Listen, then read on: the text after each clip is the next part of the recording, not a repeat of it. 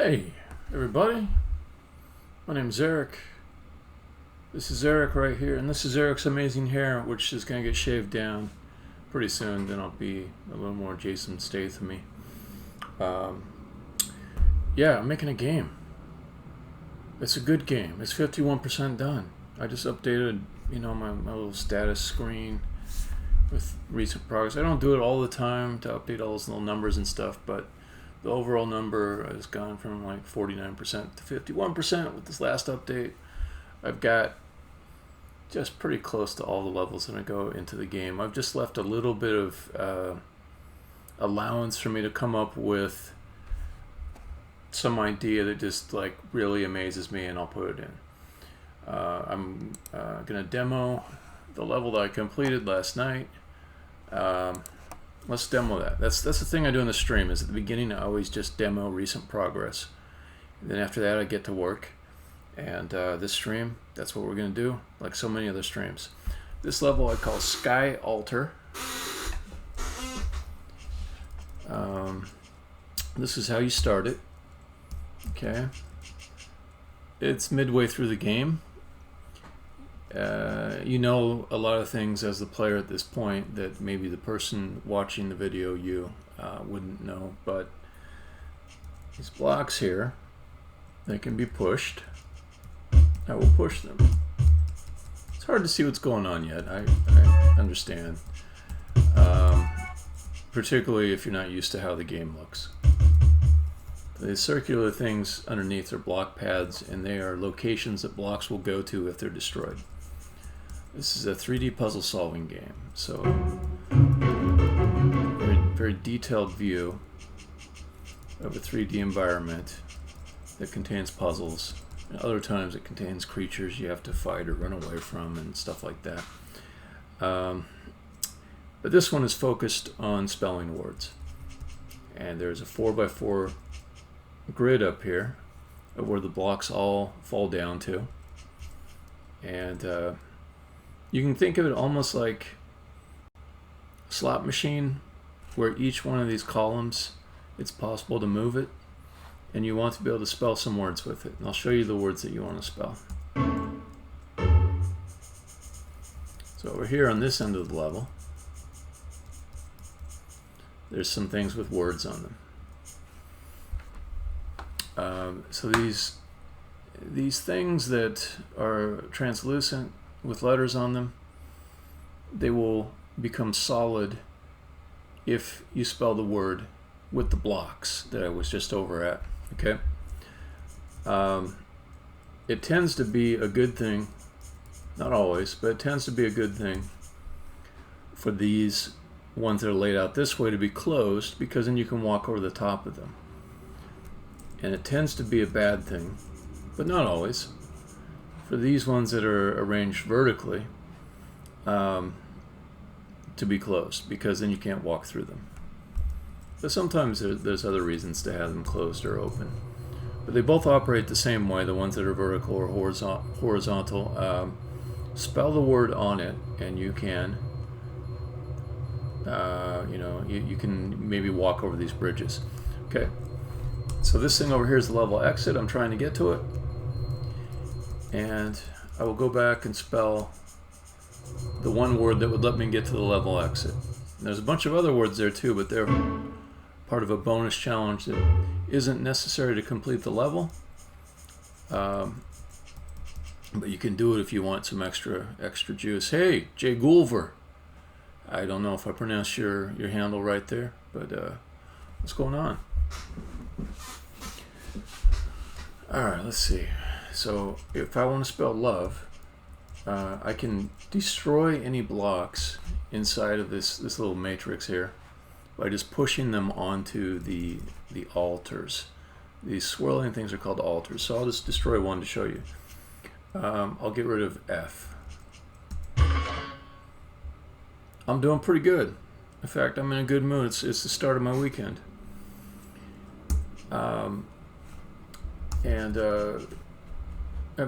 Yeah, what are you up to? So the F was destroyed up here, but nothing ever dies in this game. Everything is reborn, including you. If you die, you just get reborn up here. The F that got destroyed underneath, it came up here to this area right here.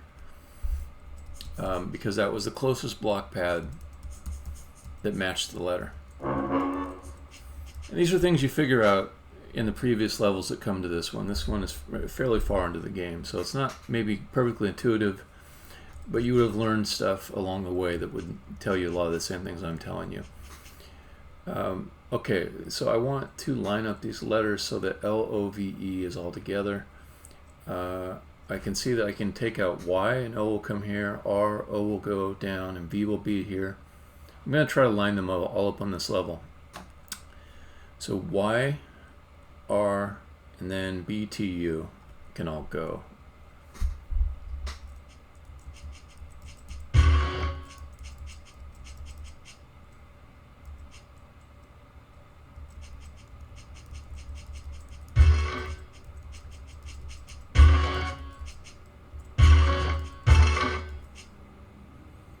I think I miscalculated because the E is not in position. So let me just redo the E.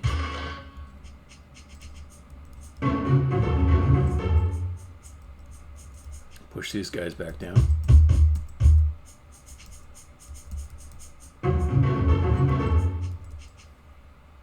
Okay, I did BTU. I just need to do 2 letters though. So if I do B, T, then we got L-O-V-E. It's all lined up.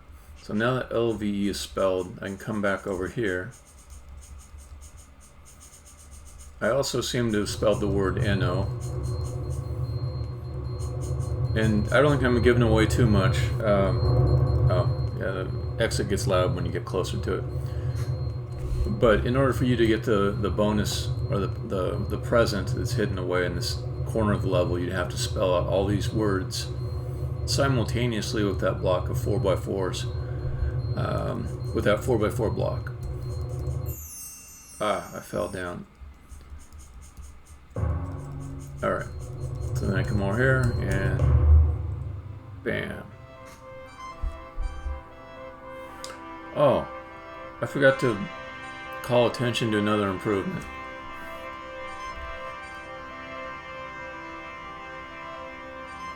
Alright, so let's start the next level. I'll cancel out of there. And let's see. So I'll go to that same level, kinda. Although I just did a save as on it to start a new level, which is what this session's going to be about. Okay, so this is the same level we were looking at just a moment ago. I was able to make an improvement. You can see, like the last chat session above, there's a guy named, or handled, Cicada Forest. That guy was super helpful. He explained to me that I could take my cloud box, these clouds that are moving around, and I could change the shader on them so that they would soft fade around where they intersect with another object. This makes them look so much better. It really looks a lot better. What it used to do is kind of look like it was slicing through the building because it had a hard edge here. In fact, I think I can show the old way it looked pretty easy. I think just turn off, maybe if I do this. Yeah, that's it. So it used to look like that. It would have a hard edge right where the cloud passed through the building. And I'm not going to do like a full particle simulation of clouds flowing around buildings. That's just like way too much. These are just simple sprites that represent the clouds in a 2D way, and I just want them to look okay when they happen to pass through solid things. So if I add in this far fade on this particle shader, it's built in with Unity, particles, standard, unlit, it fixes that whole problem for me. It was a real cheap, simple, easy fix. And now I feel less embarrassed about having clouds in my scenes. I don't have to contrive them to not pass through buildings and stuff like that. So I'm kind of excited about that nice little change, because I'll be able to have clouds in more situations and they'll look good. And today I have done a copy of that level we were just looking at, which is called Sky Altar, and I renamed it to Mobium in the new copy. And that will be the basis of another level. I'm going to delete my stuff from this copy so I can start fresh. And I'm just like suddenly really thirsty, so I'm probably gonna go grab some liquid refreshment to bring back upstairs in just a moment.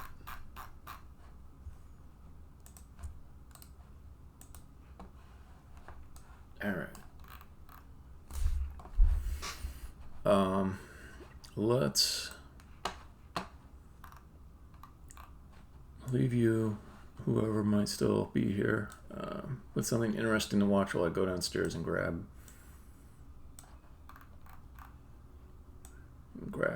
something to drink. Oh, come on. Just let me put one square underneath her. I think that's it. Yeah, okay, cool. Okay, then let's take the cloud box. And this will look maybe a little bit weird because I haven't tweaked it. But I'm going to have them go straight up, because that's going to be the basis of this new level. So cloud box, where are you at? Cloud box mid, direction, up. So if the clouds go up, that's going to make it feel like you're going down. They're probably going to look a little bit bullshitty on this run, but like I said, I'm just setting it up. I'm going to hit play, and then I'm going to go downstairs and grab a drink, and I'll come back up and fix it.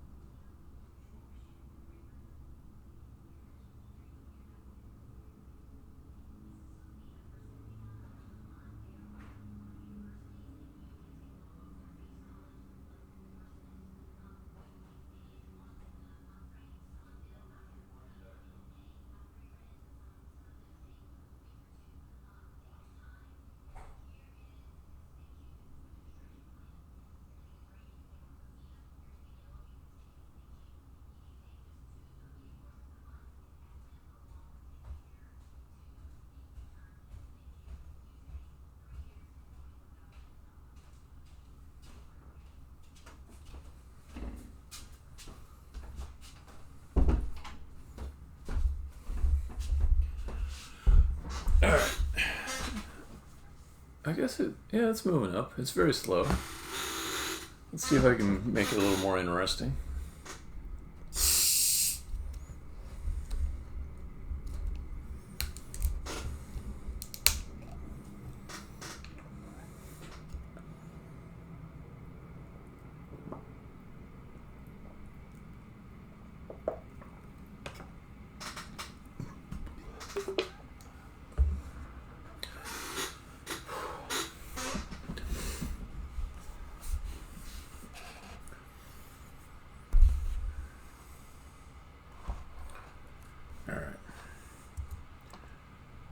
While it's playing,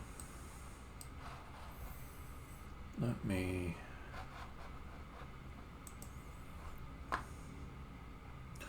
it occurs to me I'm kind of doing this out of order. The clouds are going to be outside of the level structure. I should organize the clouds and get them all going how I want as background after I've built the level structure. So let's go ahead and be less self-indulgent about testing out things that look kind of cool and just do things in the right order. Because I'm not here to be self-indulgent or to impress other people. I'm here to get this game done, get it released. My happiness grows far beyond what it is now once it's released. Some people say that if you're very motivated to do things, you won't enjoy a sense of accomplishment after you actually get the thing released, because you're just wired yourself to always be pushing to get towards a certain goal, and that's all that makes bullshit. When I release something, I feel good. I feel real good because it's real. It's out there in the world. Like it happened. The thing that I created is out there. So maybe that little psychological problem affects other people, not me.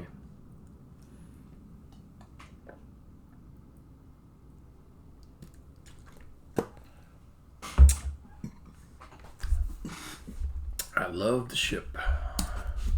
All right. So the level I want to make here is called Mobium. It's a play on words off of a Mobius strip. And the idea is going to be that there's a collection of objects that travel down through the level.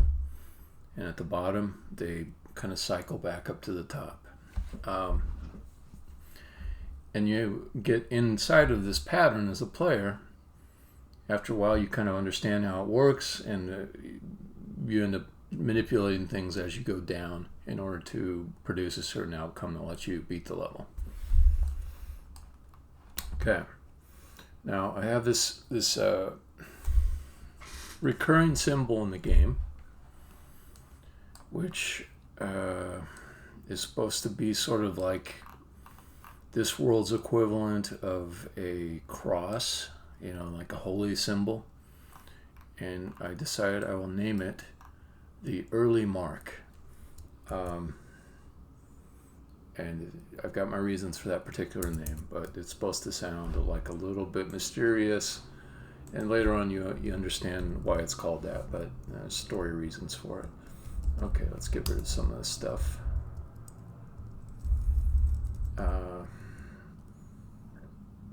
This solution is hard enough to work out that I don't want to lose it.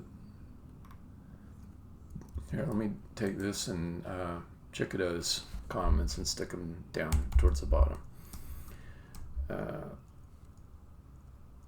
Sky alter solution.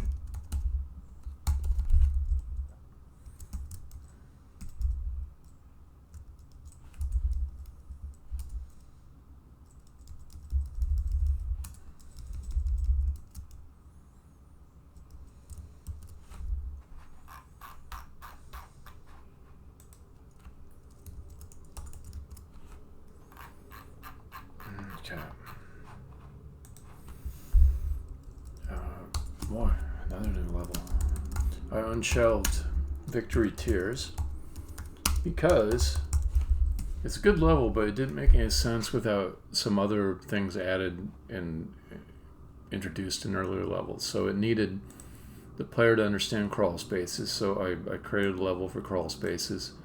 It needed the player to understand and be able to use altars, which is a new game element, so I created 2 levels for those.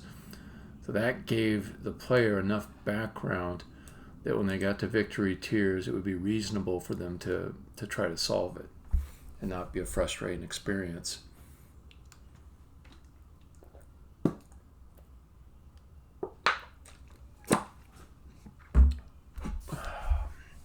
Okay. What was I doing? I was going to look up the Early Mark. Okay. I keep having to redo this. So I figure I'll just, I think this is it. I might have it memorized now.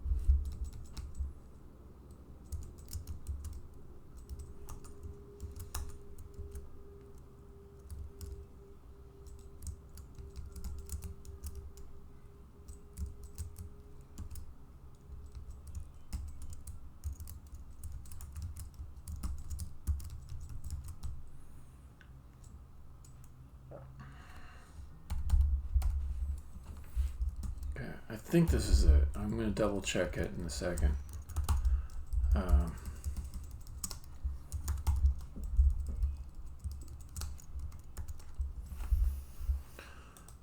So it's 4 and then 2. Okay, the easiest way for me to check it is I'll go to my YouTube channel.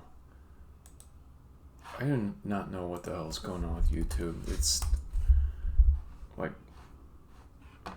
failing to load pages, and it's doing such crazy shit.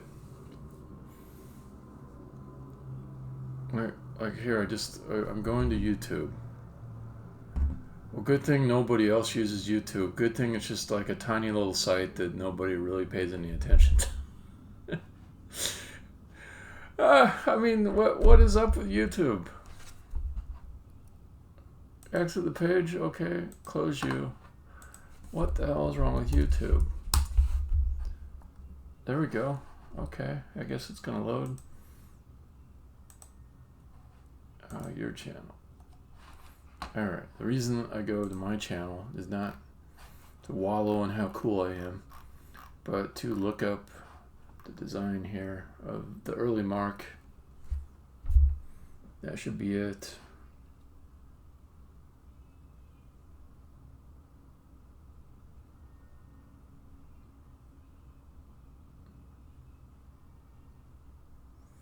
So 3 there. But I think the interior is 3 too. Let me double check that I recorded that correctly. Nope, I did not.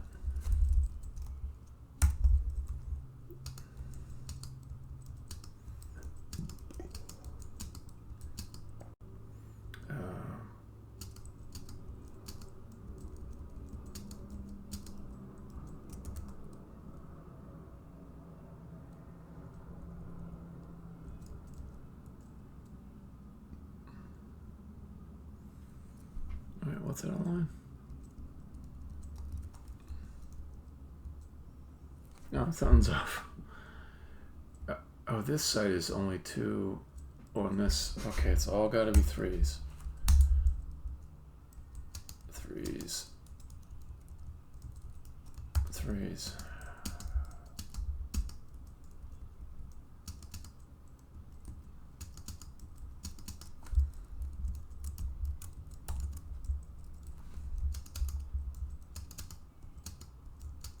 Whoops.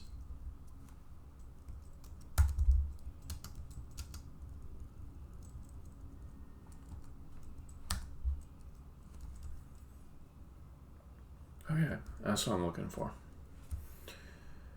All right.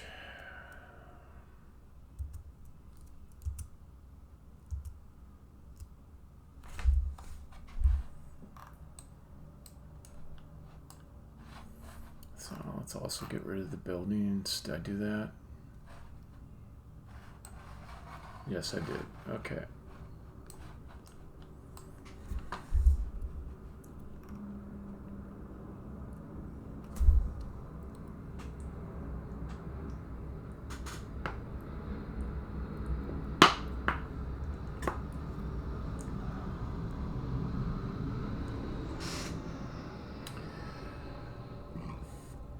U.S. Air Force bomber just passed over my head about, I'm going to say, 200 feet away. I'm not on a military base. I'm living next to an airport.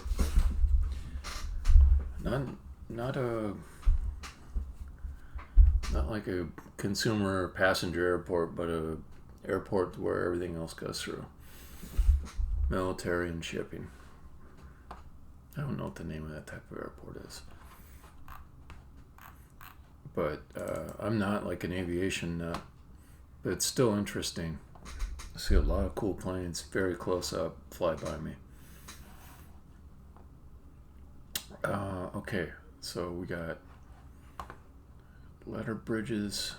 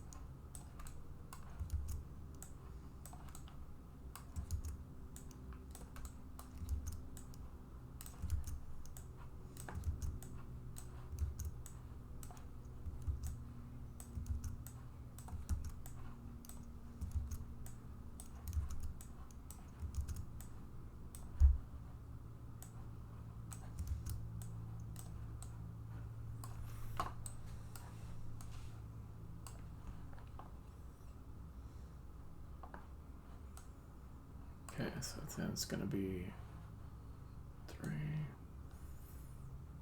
Alright, maybe I should make the exterior of this building so it's easier to, you know what, let's hide the ground. That way I can just see a little bit better. Let's hide the cloud boxes. Actually, just, okay, hide everything in the background. There, I'll be able to see much easier.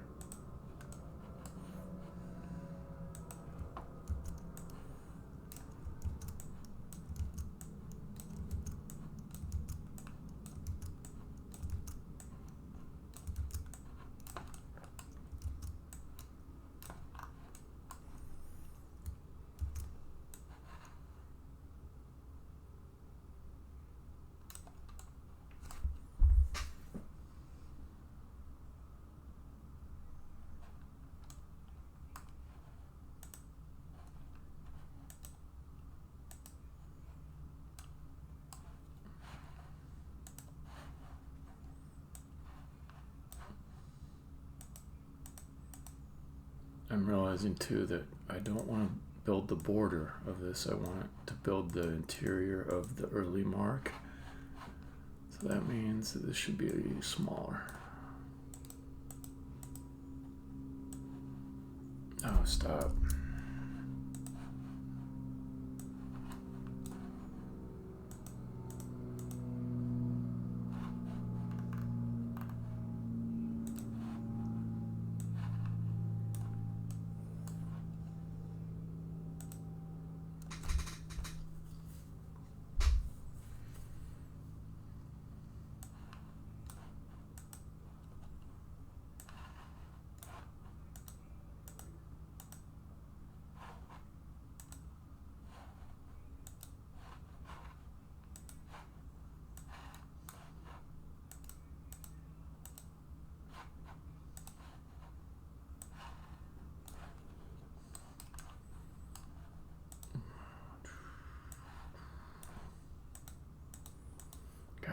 I just hate this Text Mesh Pro thing. It always draws my selection away. I have to click through it. So when you use Text Mesh Pro inside of a scene, it creates a giant billboard to render its text to. And you know what I should be doing is just moving my scene out away from it in general. Just like whenever I create a level. Just move all the shit far away from it. So that I don't have to continuously stop it, click past it. Okay, so if I want to click here, I'm still clicking that stupid thing. If I click like that, then I'm good because it's not in my view. All right, so I think that's the solution to that.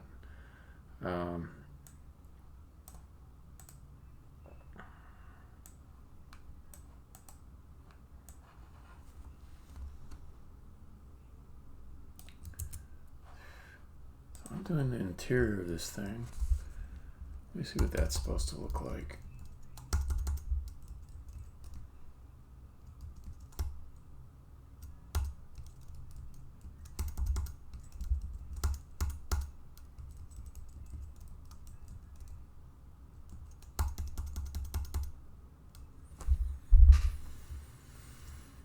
So it should be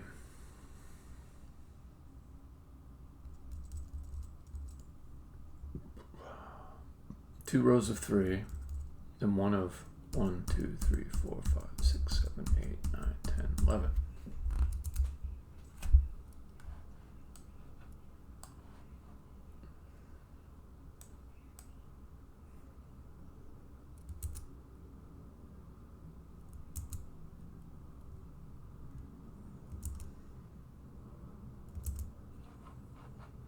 Okay, so that goes up here.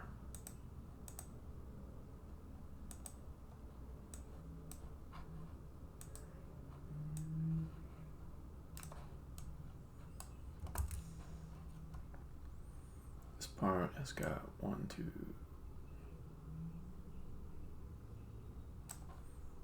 Okay.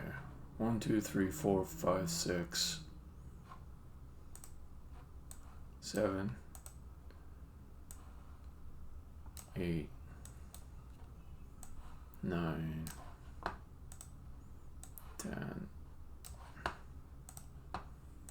11.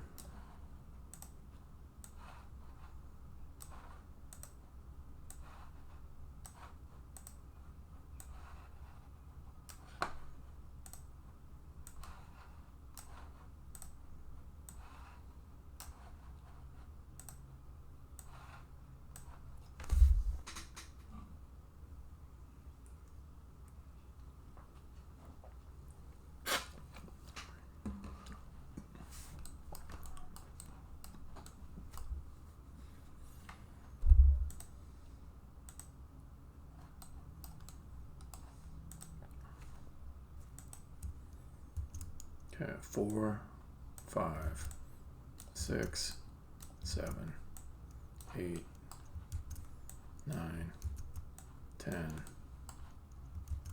11.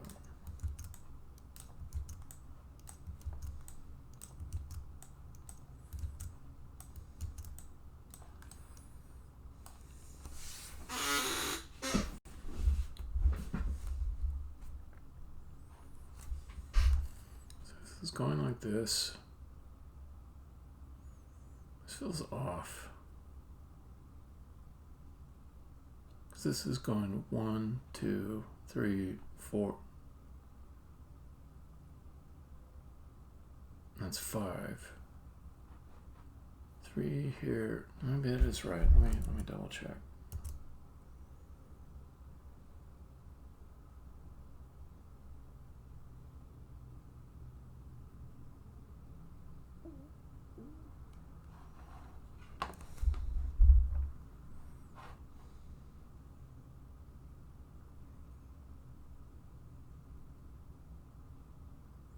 Nope, that's right.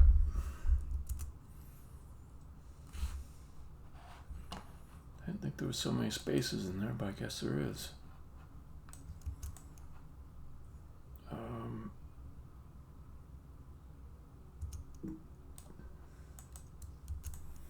This one might be a little rough on my particle effects. Because whenever a door or gate opens up, there's a bunch of particles that emit in a very specific way. And this is going to emit particles for each and every one of these. I'm a little bit afraid of that. It might also be a time when I want to reconsider the algorithm a bit to see, is there anything that could be sped up on it? Because it does seem to be unreasonably slow, like something is making it slow. Okay, this is a lot.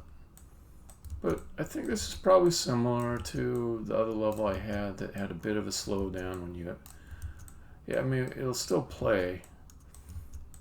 It just has that little bit of a frame drop for maybe a quarter second, which feels like it's unmistakable. It's a frame drop.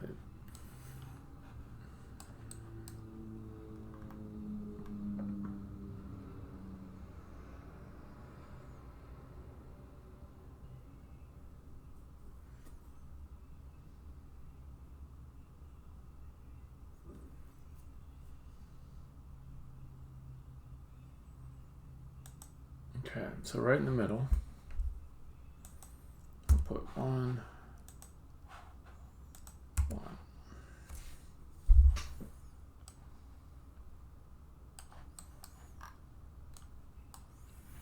And this is a pain in the ass to create all of these, so I want to put it all together inside of one game object that's duplicatable.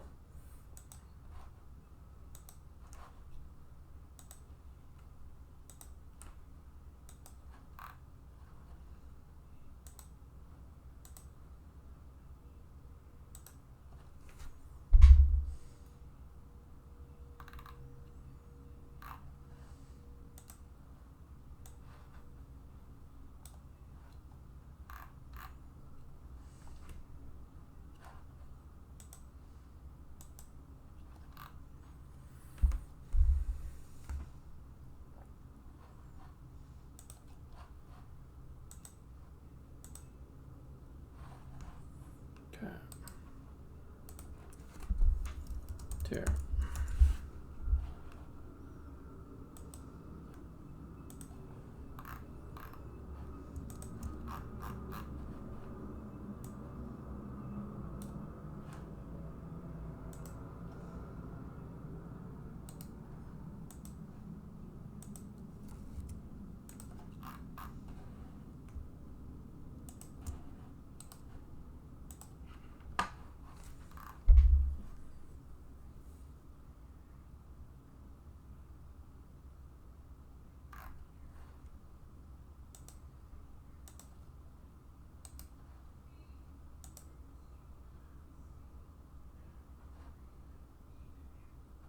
Okay.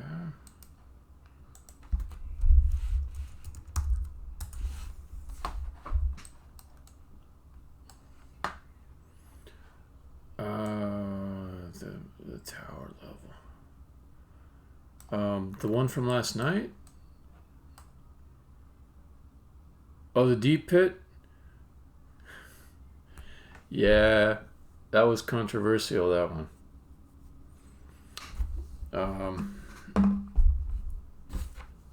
So, yeah, one of the playtesters really disliked it. Alex didn't like it. He was very apologetic about not liking it. But I fixed it to make it a little bit nicer. It was kind of a mean level.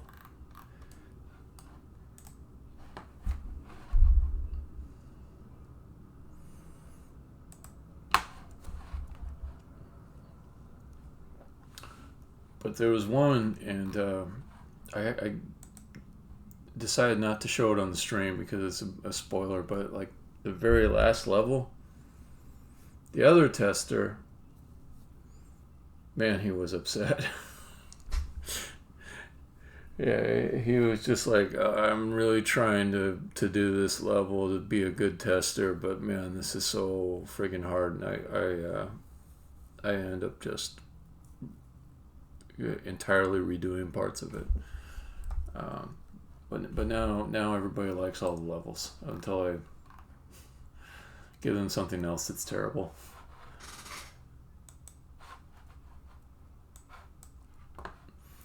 Yeah, that deep pit level, it was so large. It's so hard to make sense of it. So it's fun to make these giant levels, but then, you know, I explored, I think, the limit of just making levels to be large. Larger than that would definitely be too much, and then a bunch of levels like that would be too much.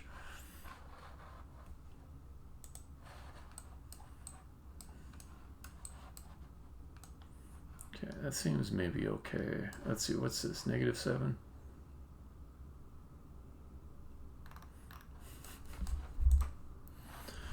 Yeah, I'm gonna make another tower here, but it'll be a little one. It won't be a big one.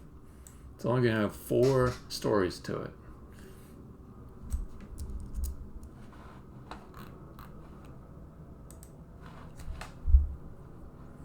The human mind has limitations. Alright, so let's bring this up. Let's see. 48. And then this guy, we'll just go by multiples of 12. 48 minus 12. 36. No, not the rotation. Dummy. There we go. Alright. And I better get my position snapped or it's just going to be a bunch of chaos. Oh wait, no.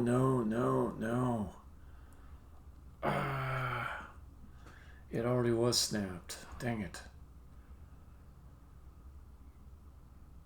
Okay, undo.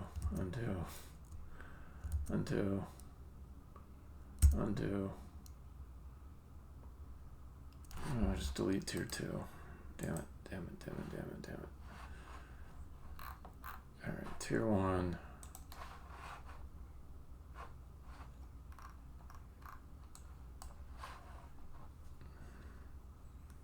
Okay, if it's a... Yeah, it's terrible.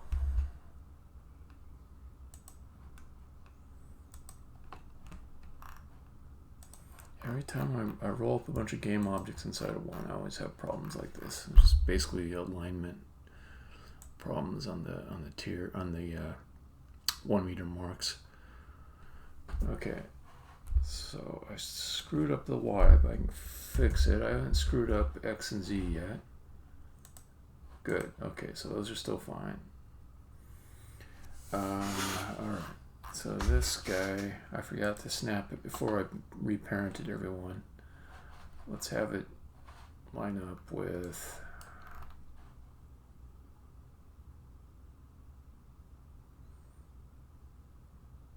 Yeah, you know, there might be some hope too for better performance. I was talking to the guy on the stream last night, Cicada Forest, or Cicada Forest, and he was saying that if I'm going to use any lights, real-time lights in the scene, that I should be using I think forward rendering, I think was what he said.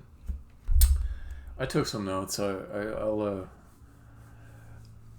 however you pronounce your name, your crazy name. Is it Cicada? Is it Cicada? How do you say that? And I asked you to explain pronunciation to me in text. Okay, Cicada Forest. Yeah. So yeah, that dude, Cicada Forest was saying, you know, maybe if I'm gonna do a bunch of real-time lights, that I should use forward rendering. I think I've not misstated.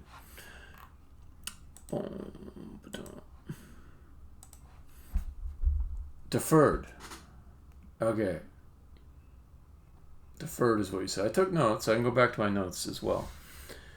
And by the way, I don't know if you saw at the beginning, I demoed it, but those particle shaders in the clouds, they work like a champ. I adjusted the near and far. It looks good. Looks good. Looks real good.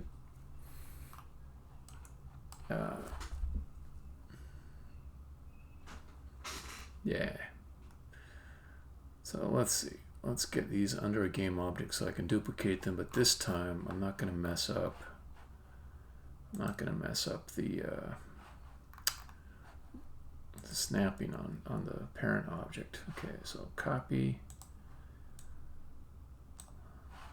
Positions there. Come down to tier 1. Paste component values. Okay, then reparent all these guys. Boom, boom, boom. So, Davey, how's your puzzle game going? Or, like, did you finished up that one? Not sure if you're adding to it. What's your current project?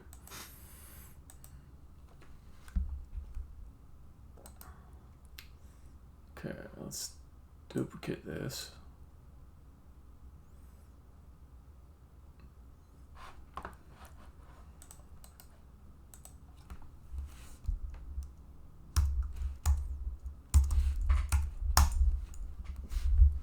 Cool. Like top-down 2D or 3D?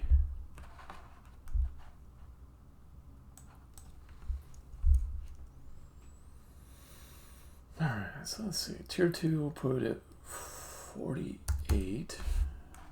Tier 1.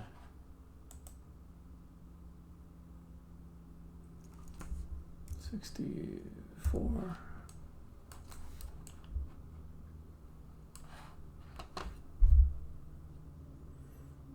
That is important. A lot of people are not putting enough eyes on their NPCs, and it just makes me upset. It's maddening. A lot of people are just doing 2, maybe 4 eyes. They're not getting up to 6. Definitely not getting up to 20. But you know, you can fill that niche. Getting the game that has like a ton of eyes in it, that's important. I love your demos, man. As soon as you've got a link, just tell me, and I'll take a look. Let's see. So this guy, 64, but that's too far away, so let's go back up. So 64 minus 54, let's do 52. So if I'm like that, then the camera will duck under. Player can see the whole floor easily. Okay, cool. Okay, so 52.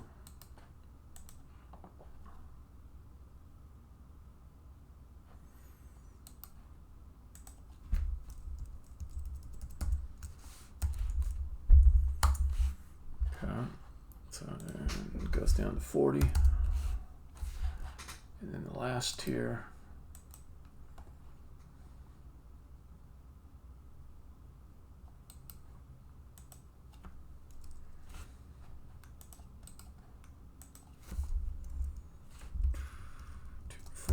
It's going to be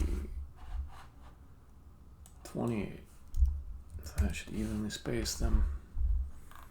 Okay. So this one will stay closed if you've got some blocks that are spelling 4.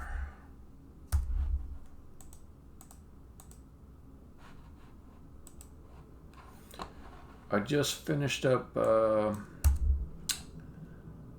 let me see, let me go back to my status screen. 55 levels.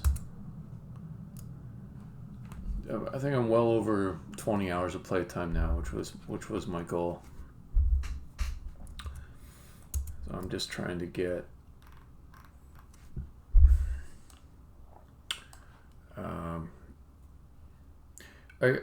I think I'm gonna leave the remaining levels after I make this one to, like, if inspiration hits me and I got like an idea and it's just burning to get in the level form, then I'll add it. But other than that, I'll work on other stuff. I've got a lot of content related stuff, some polishing. I might end up be doing a lot more like media creation, art and music and stuff, and just set aside programming and level design for a bit. I have to make a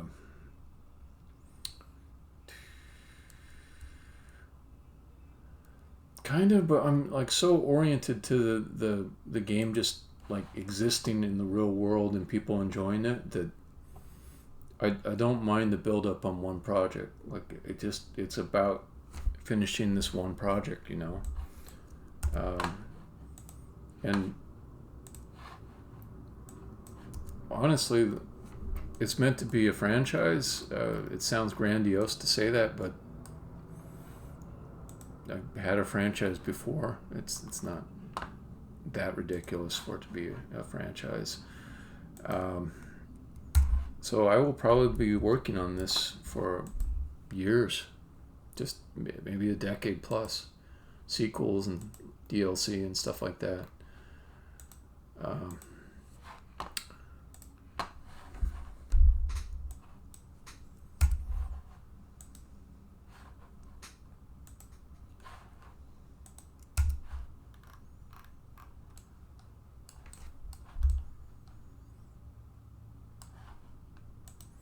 Alright, so those are the tiers. Now I gotta build the frame around it.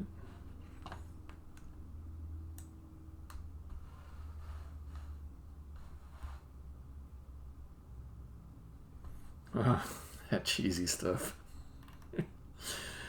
Yeah,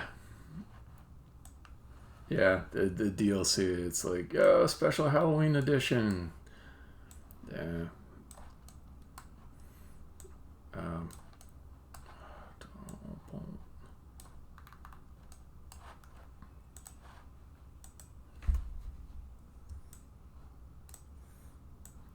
I have not been hearing good stuff about the publishing market as far as like what indie publishers are interested in doing. So I've got less hopes around having some kind of release that like a publisher sort of backs me up with more funding to, you know, to get in all the assets and stuff that would make it look better. I'm thinking the most likely route is probably self-publishing at this point. But that's not necessarily a bad thing.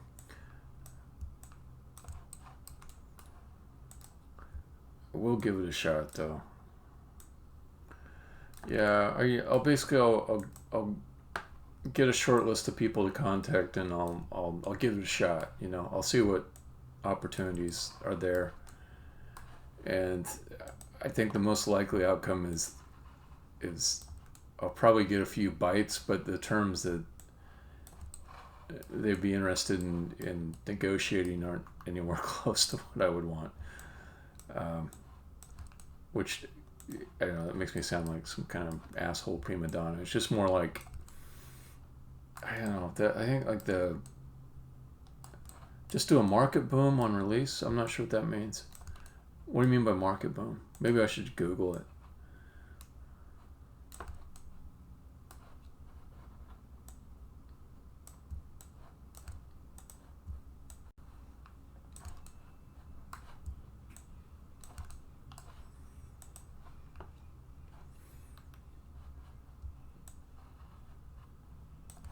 Yeah, maybe.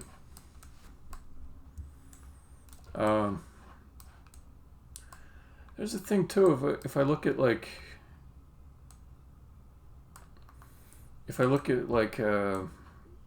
the part of a game release that I hate the most, it's the marketing, and that's sort of why I'm inclined to talk to publishers. But another approach is, if I have a decent game, I could hire somebody who's sort of like a marketing intern that, you know, knows their way around Photoshop, can write some copy, and maybe they're not like the best person to figure out like a very high level campaign, but doing all that work of keeping the buzz going, I could probably afford, to, spend some 4-figure amount on getting somebody to just do a lot of that work. And yeah, I hate the idea of going to shows like PAX, and I know there's like some indie hall someplace and you can be there. Maybe publishers will see you and think you're great and work into a deal. I hate stuff like that. It's so inefficient and expensive.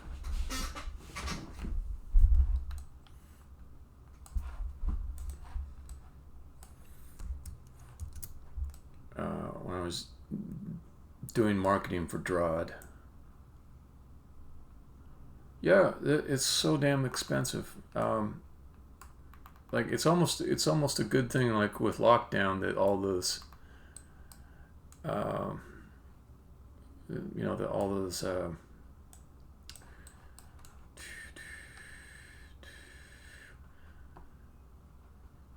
all those conferences are all virtual now at this point. On console, I have not done it before, so the rules have changed from the times I've looked at it. I suspect it's not that hard for me to kind of set up as a studio and go through all the partner programs for Sony and Microsoft.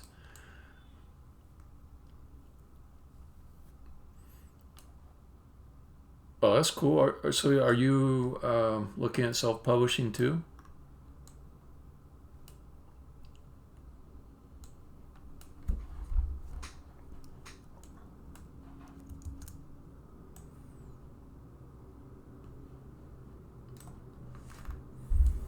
Yeah.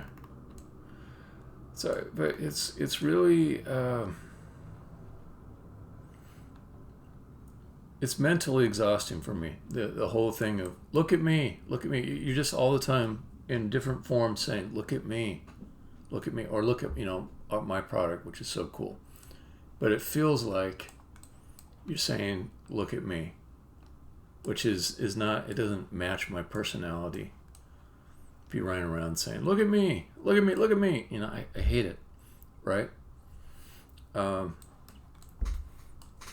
So that's why, you know, I might have to figure out some division of effort on that. Yeah, and that's tough to do. It's really is difficult to do, even when you've got like a good game that's worthy of attention. It's really, really tough to get some buzz going for it and get people. I was not that good at it, and I tried with Drod. Man, did I try? You would not believe. And I never got more than like something that might pay a third the cost of my rent that game as far as revenue. So.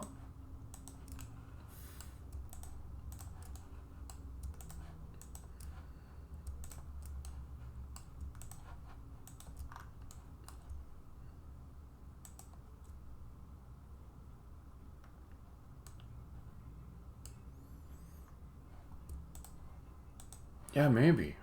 I don't know. It's like the one area, it's like I don't even want to give a shred of advice because I've had so many ideas and things I tried, things that seemed like they were like, whoa, this is gonna work.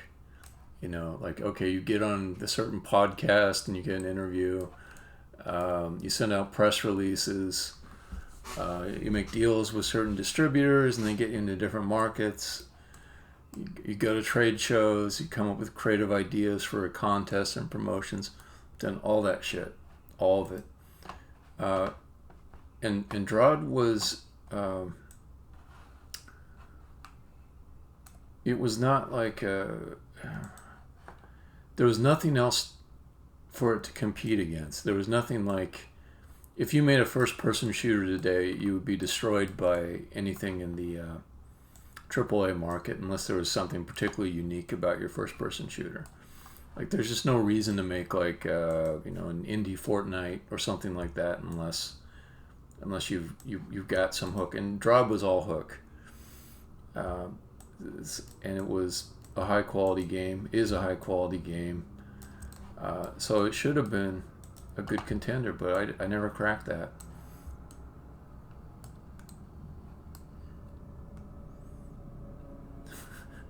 Yeah.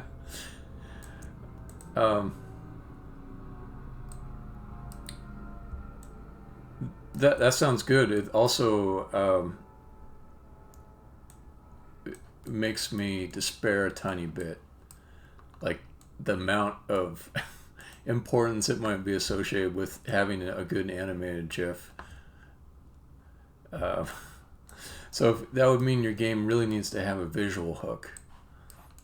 Like if there's something about your game that's really good, but it's not something that's expressed quickly inside of a animated GIF, then that form isn't going to help you that much. I don't know. I shouldn't be cynical. Bath tiles, yeah. This is going to be the game about bath tiles. And there's going to be more soap in it, and there's going to be those bath bombs. I'm glad you like those, man. I was very specific about getting to that look, and some people haven't liked them. Some people have said, that was great on me. I do think there are improvements to make to it too. I'd like to get something like a tiling shader that would put variations in the tiles that are used, so I can get like something that doesn't look like it's repeating as much. Because you get that repetition fatigue when you see the same pattern, but.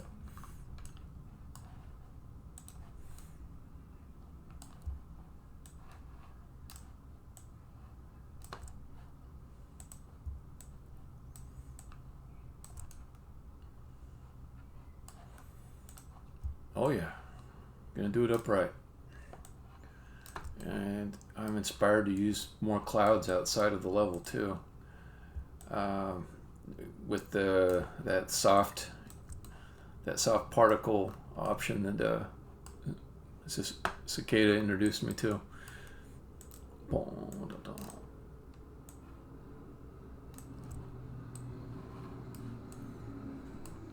Oh, that's good to hear. That's good to hear.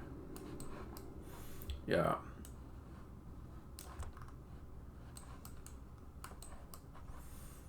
Hey, there is some. I mean, not. I know where I'm at as far as like I don't think this is like the best looking game in the world, but there is something sort of like if you see detailed information in a screenshot that kind of there's more than just like the beauty of it. There's like look there's something complex and intricate there, and that maybe is a good hook for some kind of brains. Like if you're the sort of person that might like look at a might be drawn to look at like drafting around a blueprint or something, then maybe this game is going to hit you the right way when you look at it. Yeah, Manifold Garden. I actually draw most of my inspiration visually from Manifold Garden.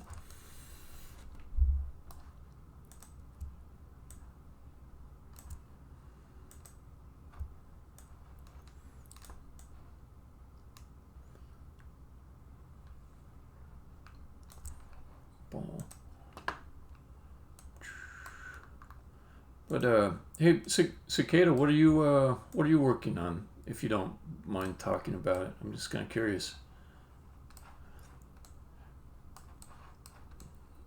It might be day job stuff you don't want to talk about. I don't. I understand if that's the case.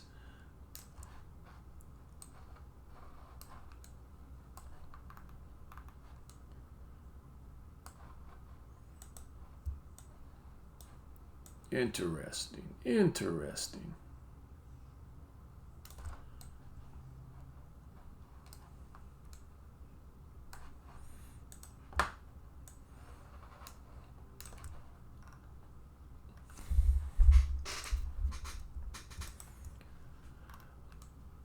Yeah. There is one game that in VR that I do want to go back and play, in VR specifically, that Abduction, Cyan's Abduction. That looked really cool. I played it on desktop. What? But I mean, there are combat games in VR though. But there must be something like you're doing that's like uncommon though. I don't know the landscape out there very well.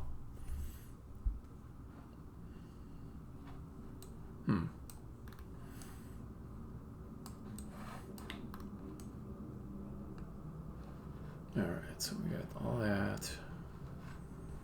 And this will be a repeating structure between the floors. Should I put the windows in now?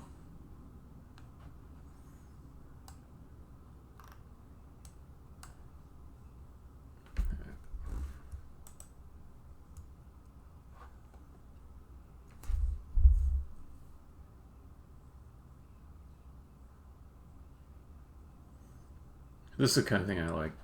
Getting away from realism and going after specific mechanics. So I feel like realism is sometimes it's the least interesting thing you could do.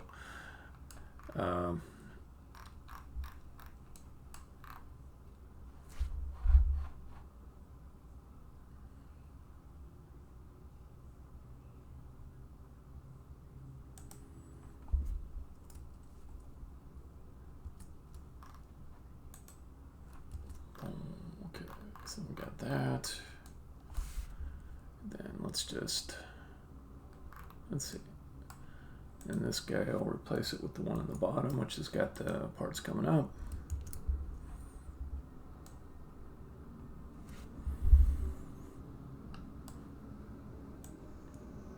Yeah, it feels like realism is the wrong way to go if you're indie, because AAA is going to beat you at that every time. And multi-million dollar budgets, you know. So yeah.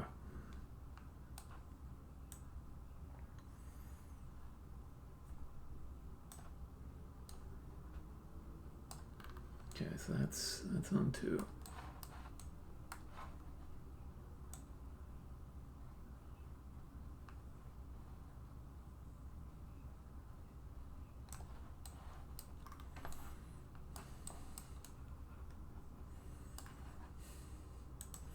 Also, does anyone ever say that they're like a double A or single A studio? Does that ever happen?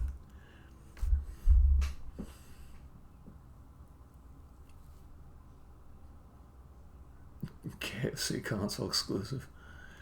I know I've worked for a single A game publisher before, but there was no pride in calling yourself single A. I do kind of like the idea of just claiming double A status, and just maybe redefine indie just to mean like everybody's just kind of doing hobbyist stuff, and just say double A is like, I don't know, something like Thimbleweed Park, which started out with a $500,000 budget. I want to be double A, man. That's what I want to get to. I don't want to be triple A. I want to be double A.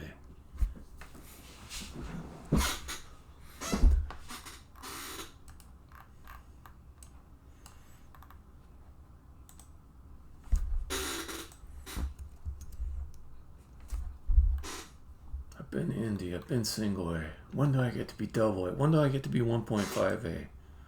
Or a 9 volt? I want to be a 9 volt.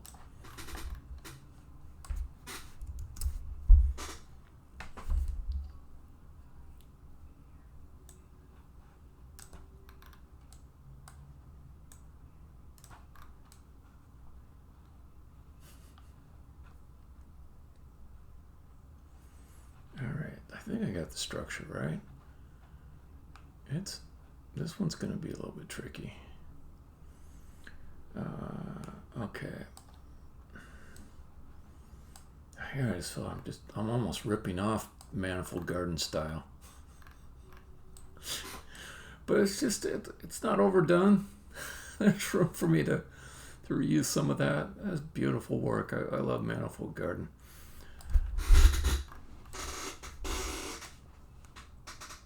Okay, so should I put in the windows next? I think I should. Then up top, let's do floors first. Okay, let's do that first.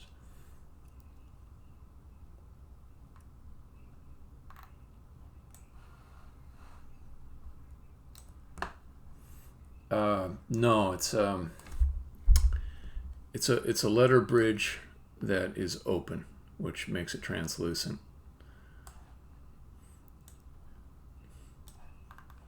I started using fog, and it's weird. It gives me a lot of artifacts that sometimes I can live with, sometimes I can't. It should.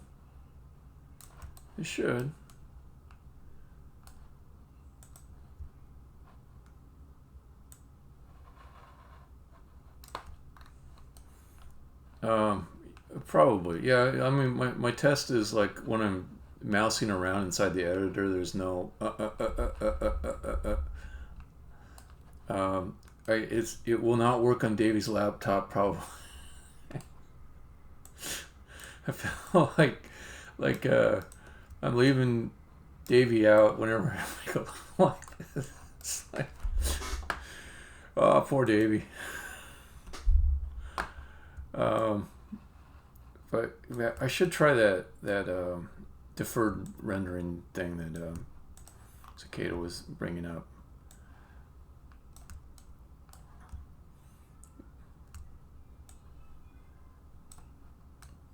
Yeah, the first level, like, that's not a good sign because it doesn't have that much geometry in it.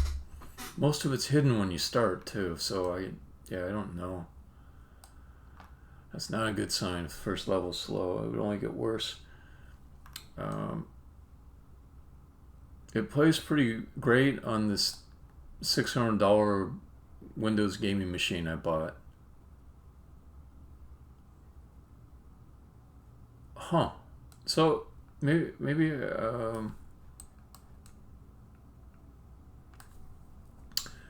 I'm not gonna try to do deferred tonight, but I think I might try checking it out tomorrow because I'll have a longer session. No, not tomorrow. Sunday. My parents are coming tomorrow. If I have a longer session, then it doesn't. There's a thing I can't stand, which is if I start with a goal and I can't finish it in the session, it just bothers me like nothing else. Like I'll get up out of bed at night and come back and work on it. It just makes me crazy. So I'm loath to try out deferred right now without like a runway of time to to get it working or see it through to a resolution. Check the inspector. When you say check the inspector for what? Or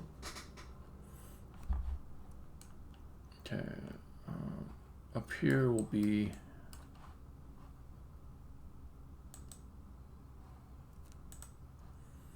it's just a collection of little games I play with my mind to keep moving forward.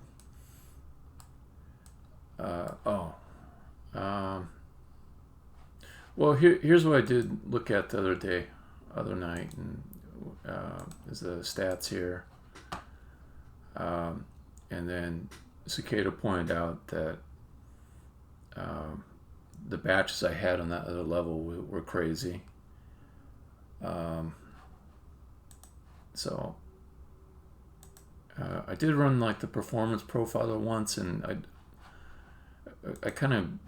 didn't immediately see how to use it. Like I need to get a little more information about how to use it and train up on it a bit.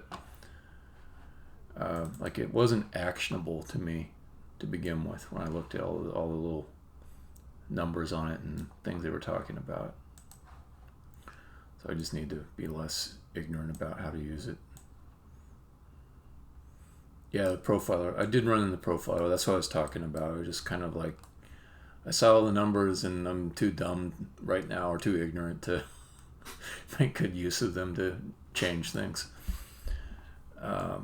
Okay, so every time you die from the bottom, you come back up here at the top, and then you come and you drop down to tier 1.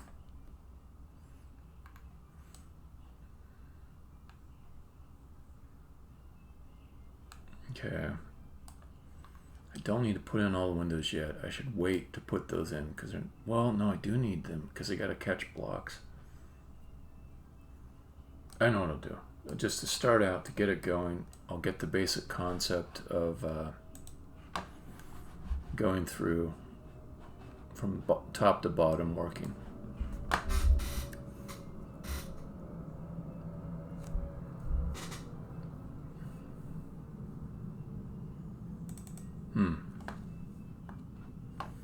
Okay.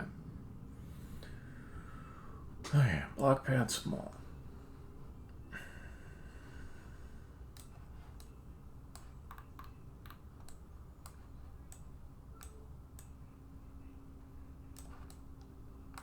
Okay, we'll put 1 here.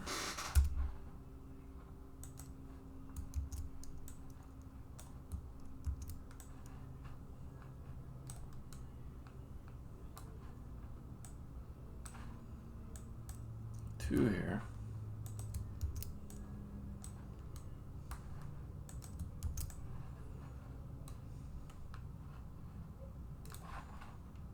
Three.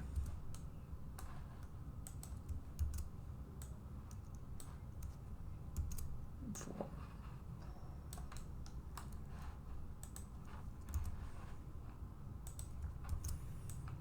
Okay, so if I've got if I got two blocks together that make something that's on one of the gates, the gate will close, become solid. So I start these blocks up top.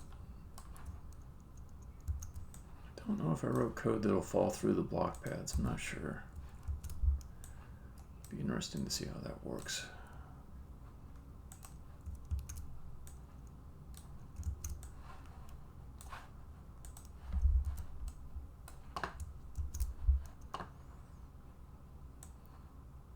This is going to be the thumb war level. Yes. Exactly. There will be many thumb wars. There'll be some eyes. There won't be 20 eyes, but there'll be some. Okay, so then you just destroy the numbers, then you come through the floors, down at the bottom, death. Death for everyone, blocks in player included. So we make that level.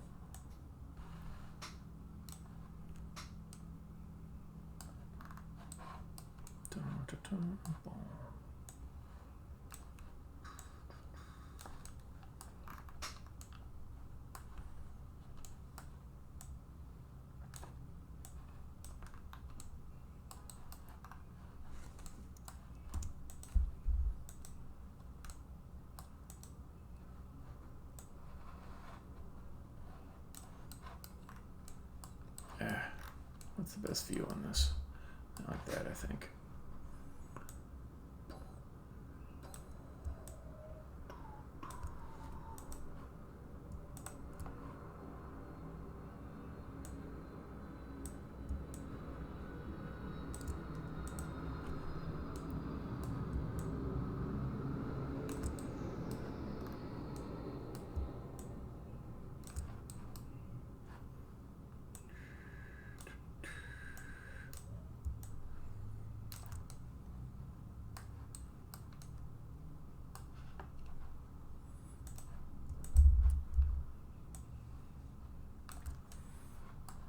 Yeah, I could see that.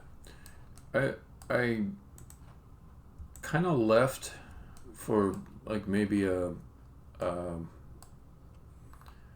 you have to forgive me for all my crazy franchise talk, but for like a follow-up sequel, like some sequel that's more oriented towards machinery and kind of building things that are like machine-like.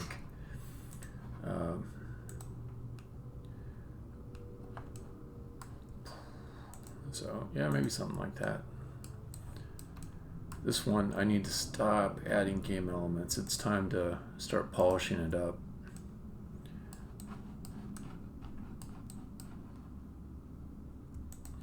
But if I get the basic engine out and released the sequels, I should be able to get a turnaround time of yeah, maybe half a year to get a sequel out instead of 2 or 3 years to get the first one out. So I'm actually going the opposite way as you were describing, Davey, as far as like after I'm done with this game that I've been working on for a couple of years, it'll be more of this game. Like this game is like, it might be the basis of what I do for the rest of my life, as far as making games goes.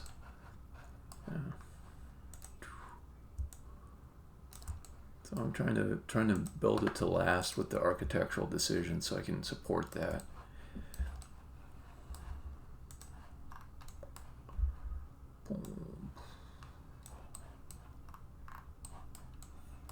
So there's been some indie franchises like that I have a lot of respect for.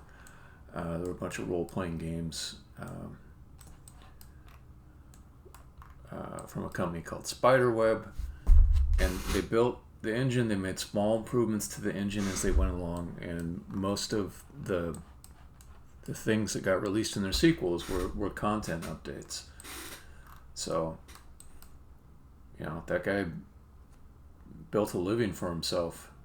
Exactly. Spiderweb is AA. Exactly. AA. That's the place to be. Alright, so then let's get some spikes down here. Another developer, his games, they do not look impressive, but he built up a following, and they are good games. Everett Kaiser Games. They're just deductive puzzle games. Yeah, I've been thinking about the level editor. It'll be definitely a lot of work to make it, but yeah, it could help with the game growing. With Drod, we got a lot of growth from the level editor. And this is nothing like a level editor. I'm not kidding myself. This, like, I would not ask a serious player of the game that wanted to edit levels to bring up Unity and create a scene in it and do all the stuff I'm doing. It's just like too much. You have to do something kind of like Portal 2 level editor, where you make it so it's really easy to make those levels, even at the expense of excluding some types of visual improvements that people would like to make.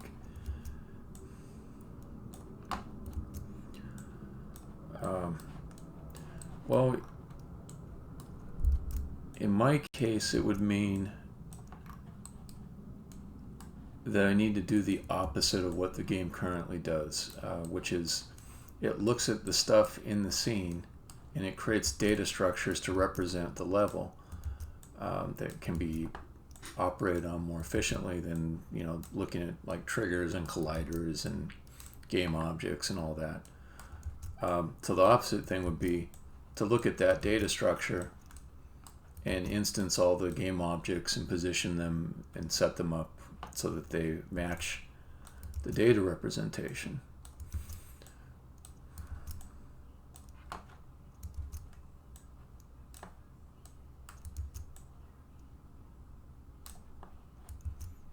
Yeah, something like that. I think so, yeah. So, like, I might start out creating something like a little space that you can drop in the middle of an existing scene and say, this, let's call it a cuboid. This cuboid will, when the level loads or when the scene loads, it will read from a data format and instance the geometry and game objects and everything inside of it to match the data format.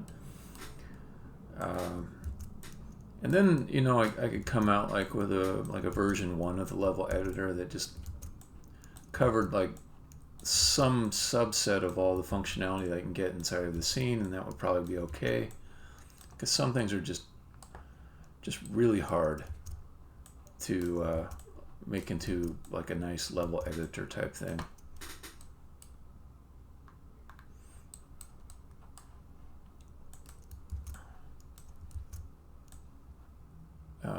Because of certain specifications of levels and how the player moves. Yeah. Well, I mean, it's kind of like I've got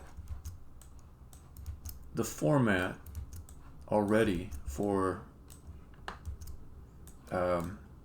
like what the level file would contain. It's this data structure that is generated by reading in from the scene. It's called a board.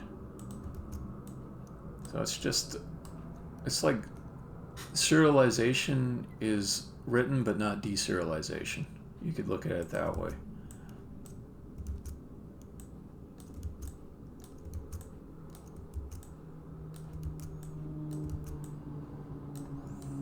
Yeah. So when I run this thing called preprocess, it sends raycast down throughout the scene, and it figures out where all the ceilings and floors are at for each square in the game, and it generates some data structures that say, here's where all the floors and ceilings are.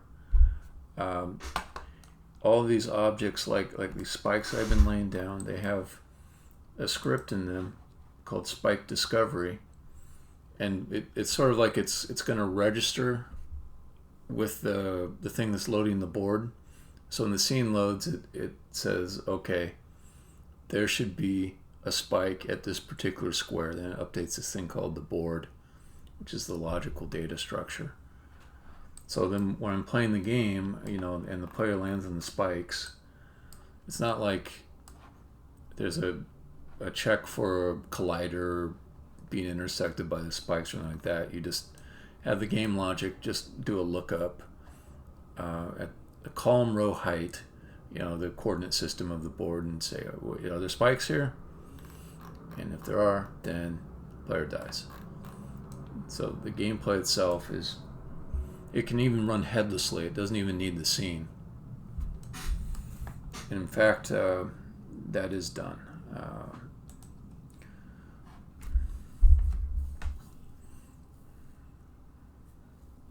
I think I forgot to place M, so this will not likely work.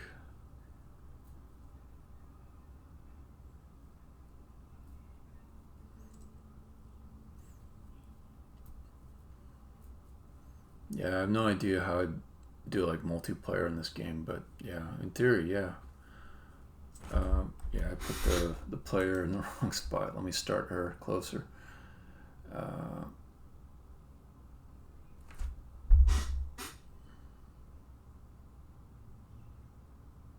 Oh, come on. Oh boy, this is a doozy of a level.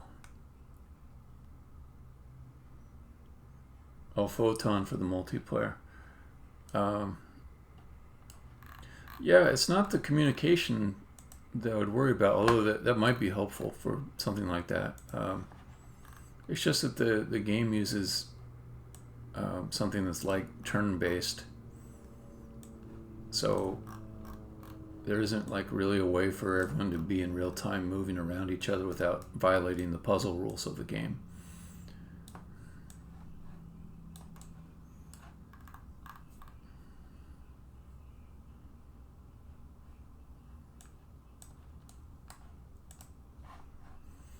But I can do stuff, since it runs headlessly. I can do things like run 4 extra copies of the game, and it will check the results of if the player moved in any of those other directions, and it will show a prediction of what would happen if they took that command.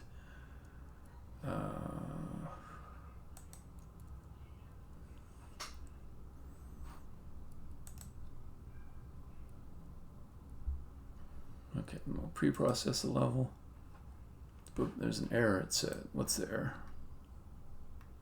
Oh, it wants background to be enabled. Okay, no problem. Okay, let's try it again. Okay, malform gate.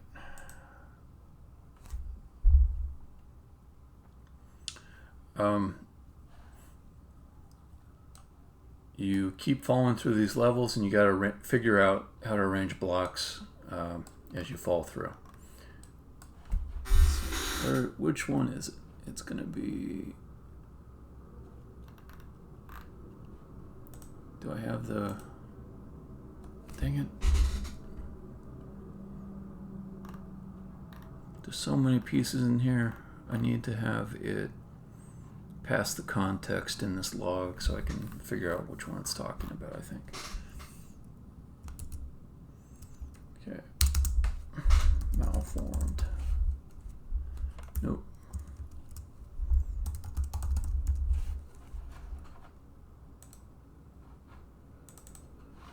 Okay, so if I...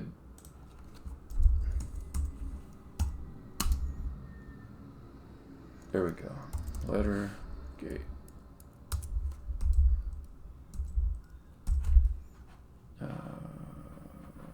need to cast it to an object, I think. Oh no, letter gate's null. Okay.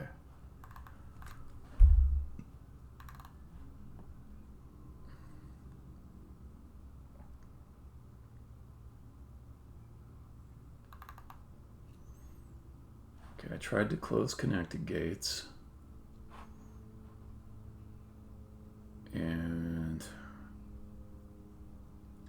I don't have anything with a game object or transform to use here, so let's just say what the coordinates are. Malform gate at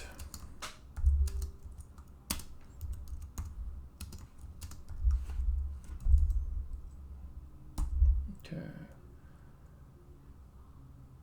Oh, that's right. This thing assumes that the shape of the gate will be a cuboid. And I made these cross things. That's not going to fly. Okay, so I'm going to redesign this a little bit.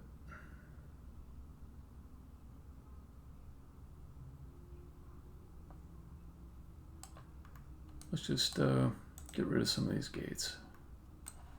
I've got so many of them already. That's like probably a good idea. I'll make these areas where you can walk into and they won't be controlled. It won't be part of this gate where you fall through. Okay. So,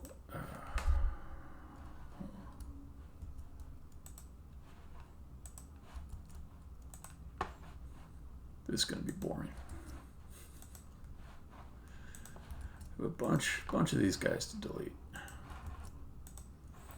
don't want to change my code to have to deal with this irregular shape.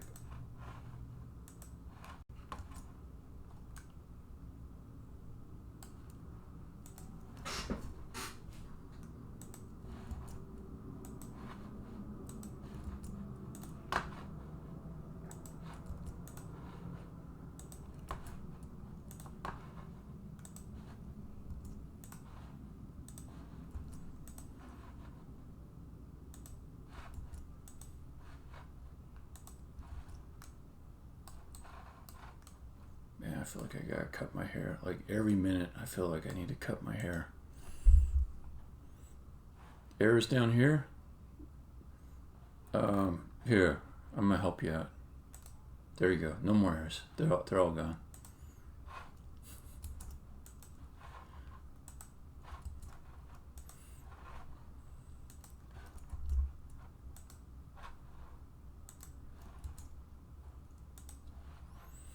It's a technique I have to get rid of errors. You just press the clear button and then you've debugged your whole program. I really try to. I really do. I've taken a lot of pains to have that console run clean. There is some kind of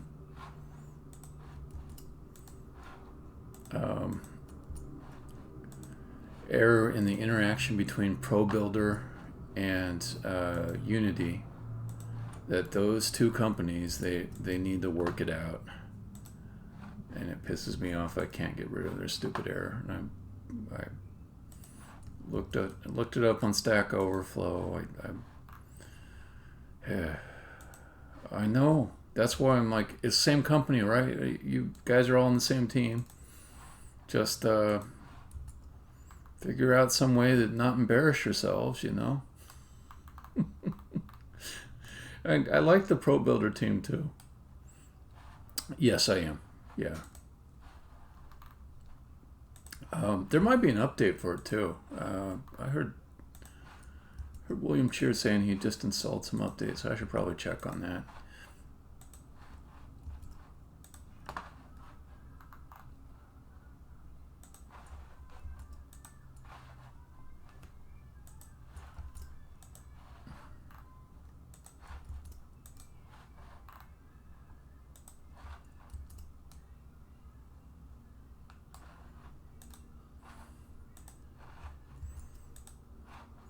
But yeah, like those ProBuilder guys,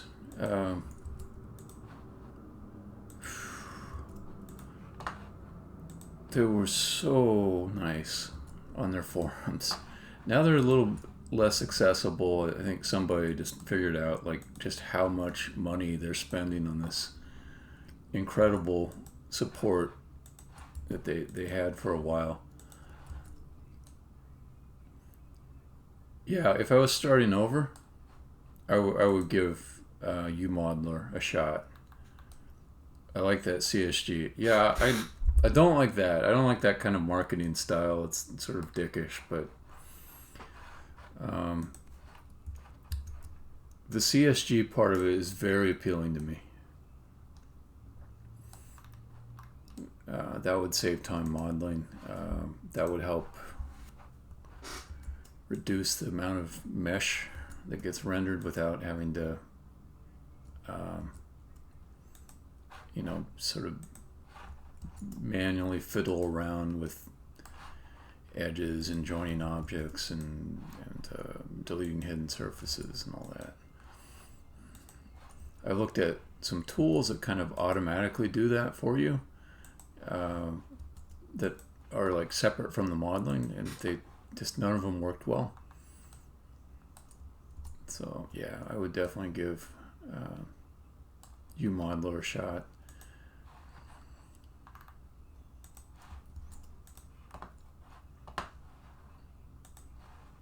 Yeah, I just I get tired of trying out assets. Like every time you read about an asset and you do the research to figure out it's good, and you look at all the reviews, and then because it's not like the cost of buying it is the issue. Who cares? I mean, maybe you do, but I'll say for myself, if there's a piece of software that's like less than $100, and it seems like it could pay that back in the amount of time it saves me, it's like I don't have to think too hard about it. But the part that is harder to evaluate and takes time is getting it to work, learning all of its idiosyncrasies,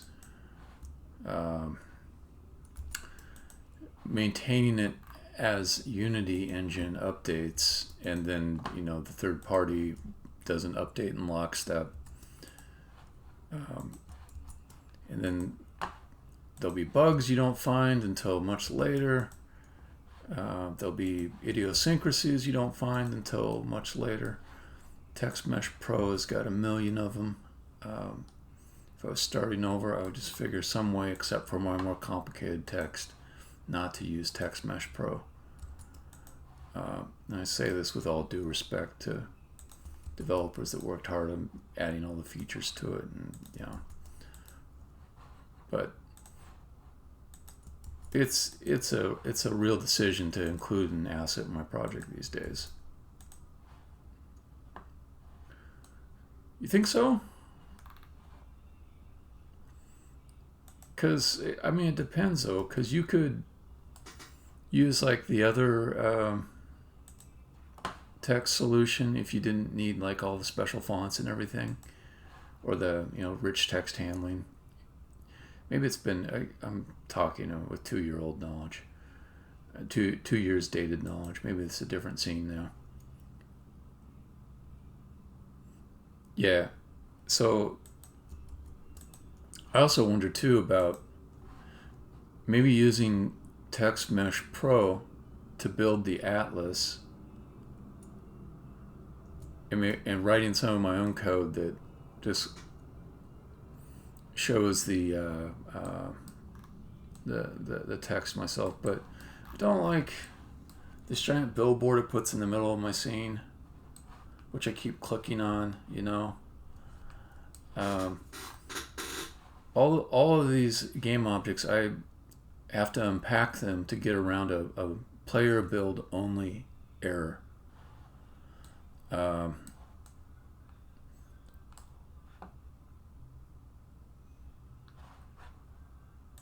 Let me see. That would be awesome. Let me see. Maybe this one.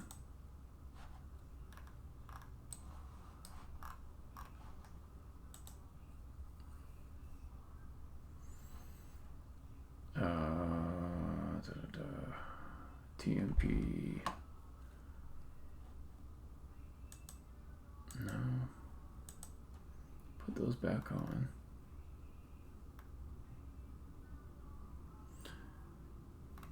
Yeah, I you know what? I've spent a lot of time complaining about it and clicking around. It's one of those things where I should probably look into just figuring out a way where it's not annoying me. But then there's stuff like these prefabs. I had to unpack them all.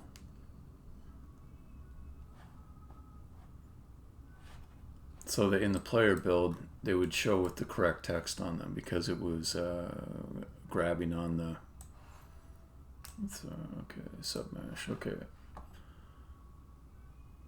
So you're thinking just deactivate it?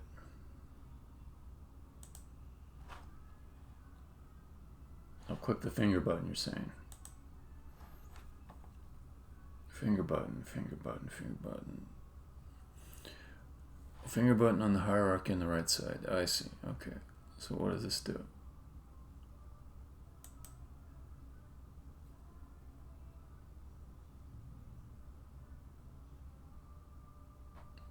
Okay. Makes it non-selectable. Oh, maybe that's the way. Okay. That's pretty cool. I never used that finger button. It's the No Me Molesta button. Okay, did I get all of these corners? I did not. There's more.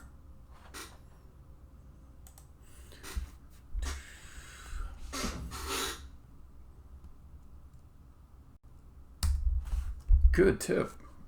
That, yeah, I think improves my life a little bit.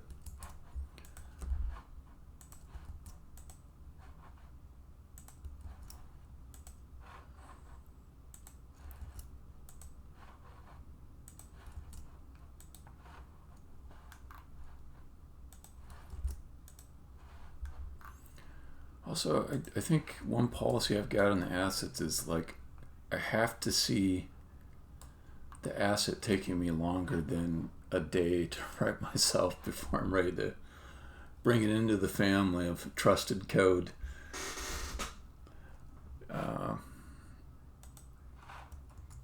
Like the code I write tends to be smaller because it's just written for the purposes that I need it for.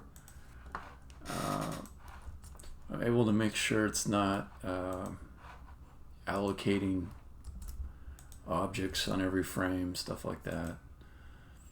Do you know about the attribute selection base? I do not. I do not know about that. I will not make you type an explanation of it. I'm going to Google it in a second. I'm trying to learn good streaming etiquette. Just Google the thing yourself instead of asking somebody to type out the thing. All right, so let's see. Unity selection base.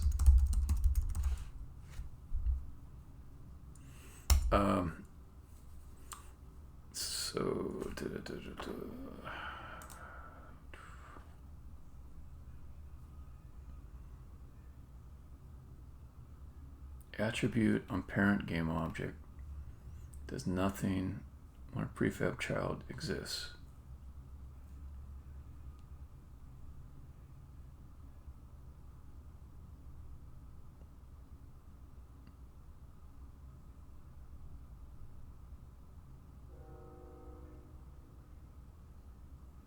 Select. Okay, so make two game objects.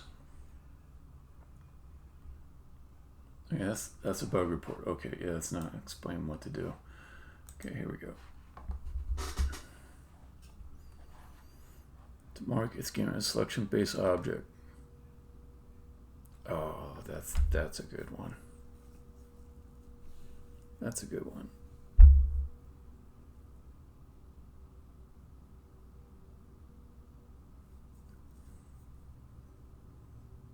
Oh, I love that one. This one might just be like I wish I hadn't found this now. It probably would have been a lot better to find this a long time ago. But let's see. Simple piece discovery.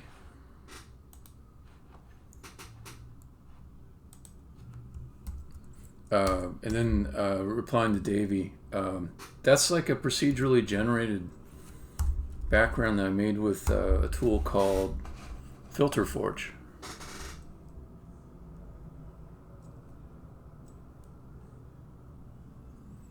Yeah, I'd be deriving from it. You're saying, yeah, but I mean, it's just an attribute. It doesn't seem too hard to add it here. Okay. Yeah. Okay. So that.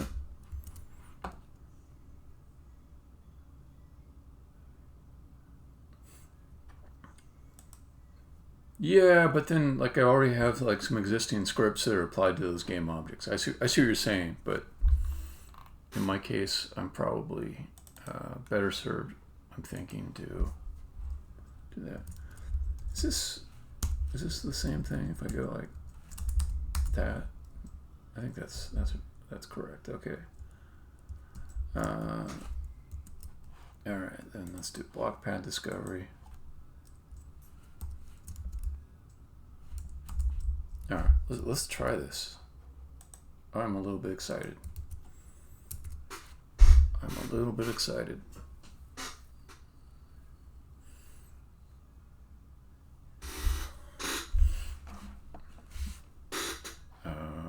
Okay, so I did a rebuild. So then if I click here, it's still going to the letter. Let me see. Oh no, because this is letter gate discovery. Let me get that one too. Letter gate discovery.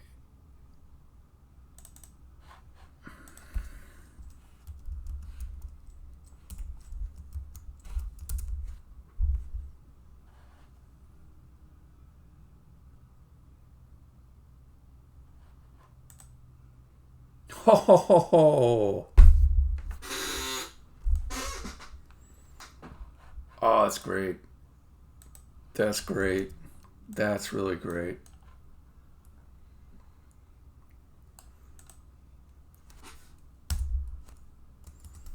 Look at this. Look all the clicks I'm saving. Look at that. Look at that. Oh, man.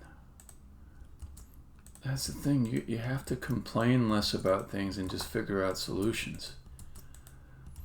Less ranting. You also have like smart people hang out and give you all the answers. That's another strategy. There will be spikes.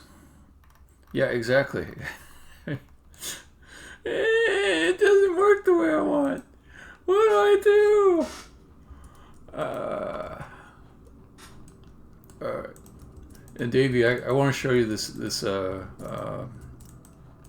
tool. It's you would probably like it. Like you could find like a million awesome textures for your game with it. I'll show it to you real quick. So that ground texture is procedurally generated. Left iMac. Okay, that's my other computer, so it's got kind of a different broadcast setup.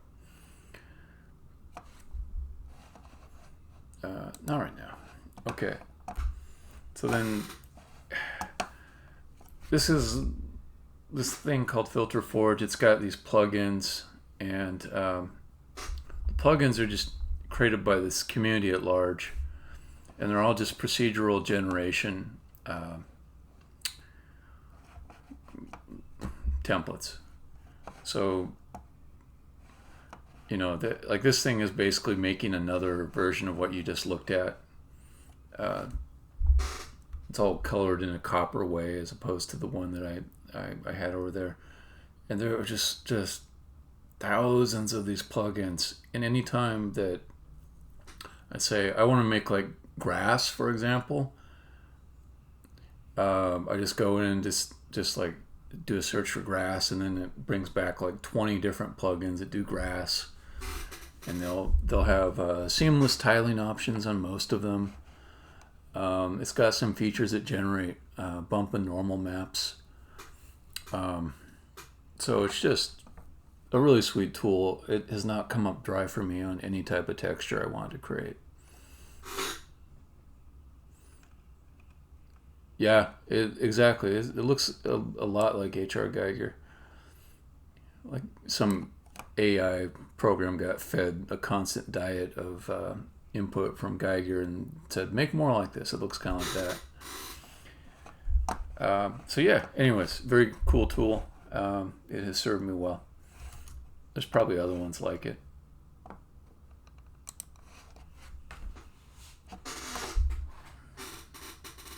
Okay, how close am I to getting these stupid things to work?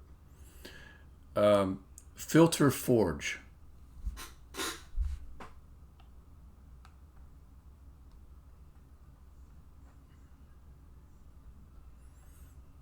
And I think I took too much credit for the bath tile. What actually, I probably used Filter Forge for it. Yeah, like that. And then I made edits inside of it. Like some of these tiles I made, like they would be 2 instead of 1, just to give it a little more variety. And adjusted the palette and stuff inside of Photoshop. Almost all the textures in this I made in Filter Forge.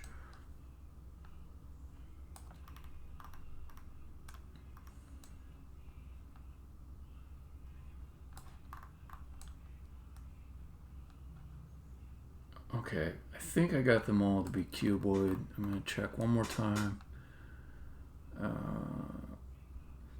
God damn, that was an awesome tip with that selection base thing.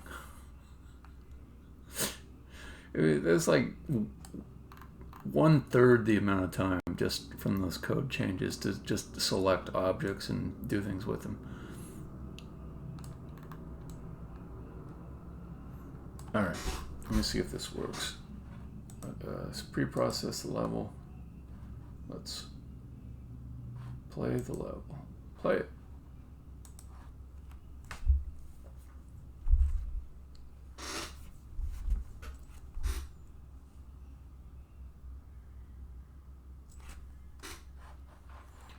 This scene load does take a while. All those objects. I can get the scene load to shorten up a little bit by removing the Pro Builder scripts. Okay, so it loaded successfully. Now we've got these floors here. So the question is if I... Ooh. Exception. Let's see. On the predictive boards.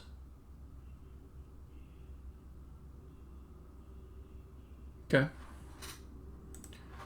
That one I can probably let go for now. Okay, so I close the one. Oh, man.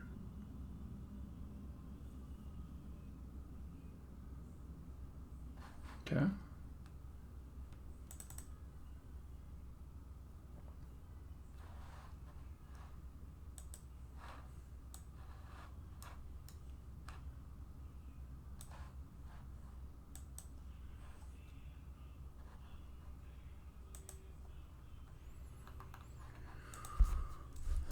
False. Caller's trying to... Okay. So who's calling? So I did a move to...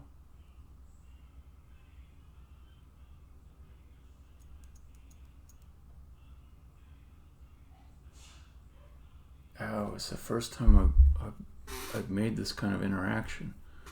Okay, I got it. So the player walks...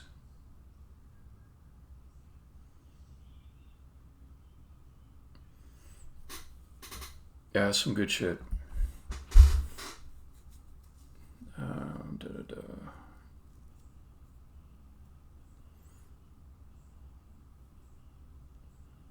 the player walks north. The thing that they do causes the floor to fall out from underneath them.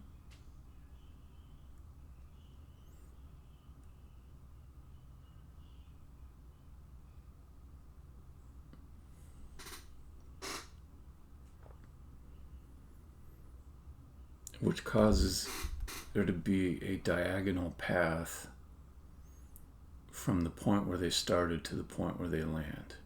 And it's the first time I've had the player able to drop the floor out from underneath them with this walking, so I would need to write code to deal with that specific situation. I thought of a way to cheat it that might be more in line with my level design codes, level design goals.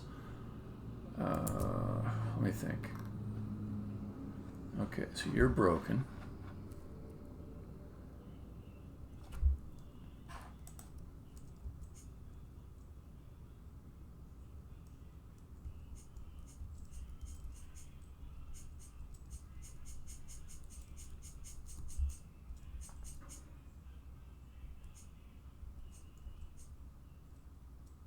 Okay, the other one stays on its pad.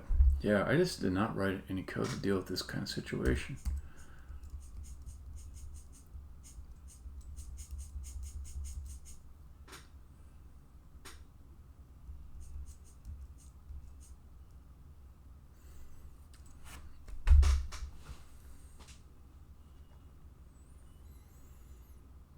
All right, let me think about my options.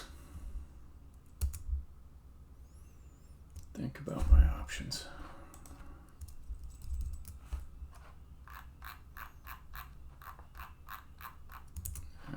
Unplay.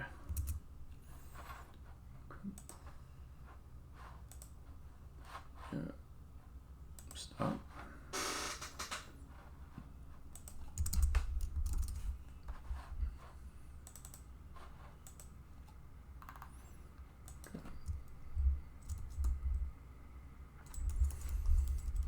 Okay. What am I trying to solve? What problem am I trying to solve?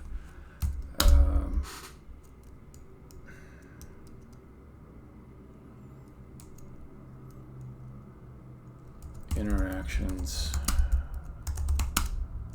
with player causing floor to fix this bug.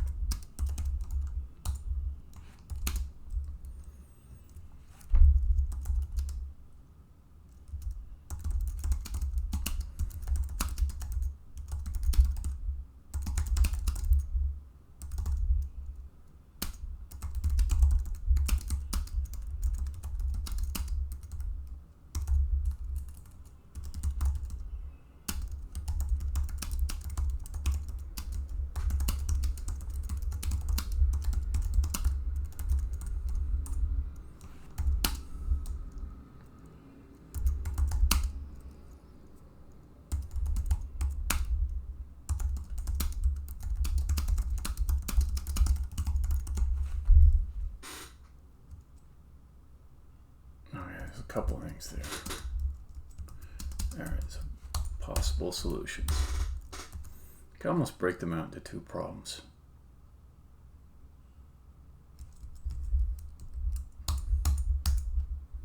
So I don't need this particular level design. That's one thing. It's forcing me to think about some interactions maybe I don't really want. Okay, blocks don't fall if they are on a block pad. Keep with nothing underneath, and resolve this. Okay, so this is maybe the easier one to think about.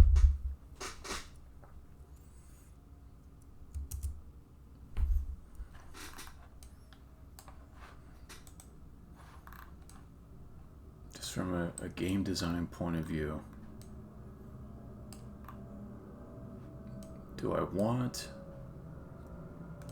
the blocks to stay on the block pad if the floor falls out from underneath them? I kind of feel like the answer is no, because visually it doesn't really make sense. Like if you say that these blocks will fall through this solid looking thing that's floating in the air, it's not intuitive.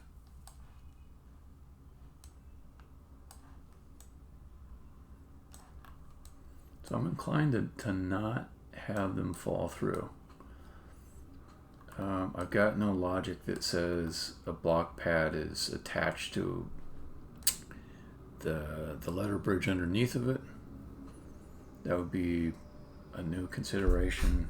Could do it that way. Anyways, let's put those options down. Number 1.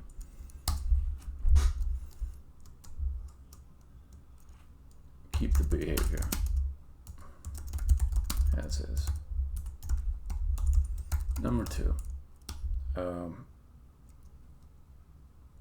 Have block pad inherit the open closed status of bridge underneath it.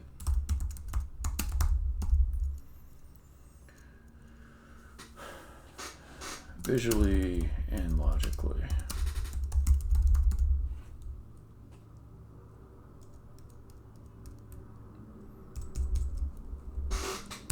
Plus intuitive,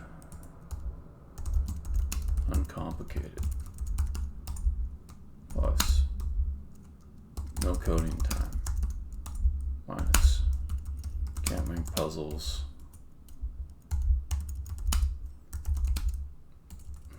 that rely on blocks falling through pads. Okay, that's probably what I'm going to do. This one, it's the reverse pros and cons of the one above.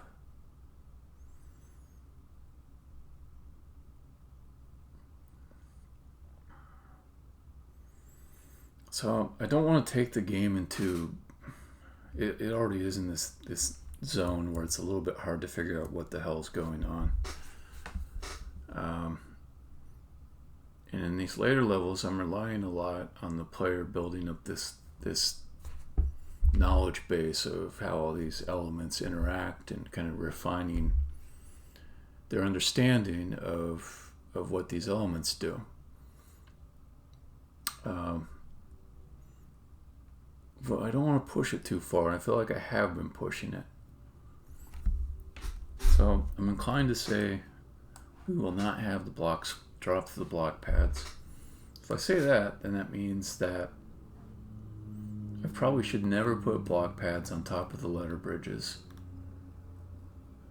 Just because it's confusing what's supposed to happen.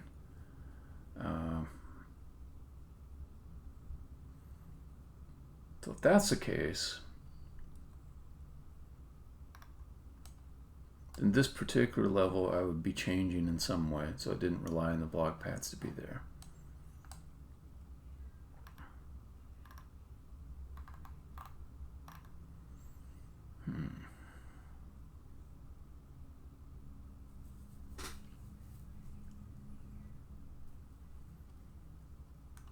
I don't think there's an idea here that's so good it's worth doing 3 days of work in the engine to make it work.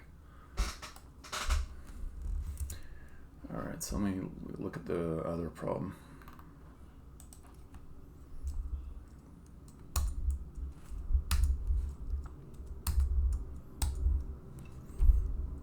This one I probably should fix, although I don't have to do it tonight.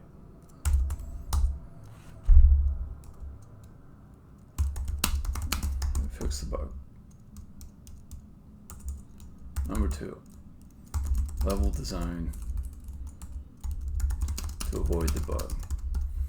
And it's not even like a proper bug, it's just like you think of like all the possible interactions that could happen and having something to cover them all.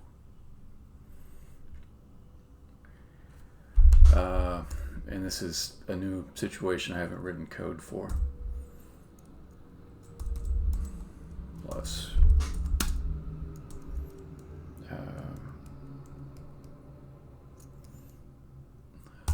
less likely to accidentally level design this bug. Well, not only less likely, let's say I won't design this bug. Okay.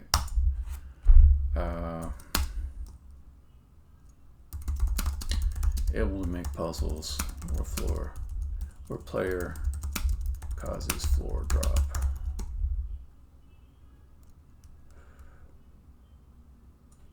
Oh, yeah. Need this behavior. Let's see. Treachery bridge will work. Okay, I am gonna have to fix this bug. I won't fix it tonight.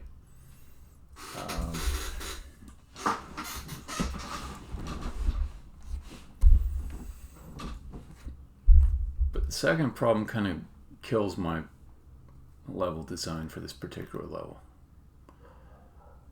Okay, so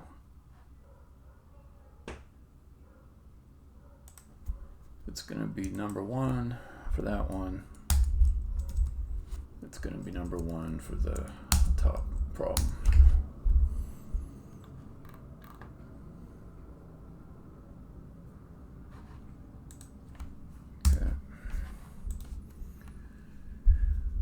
Okay, so what do I want to do to salvage this level?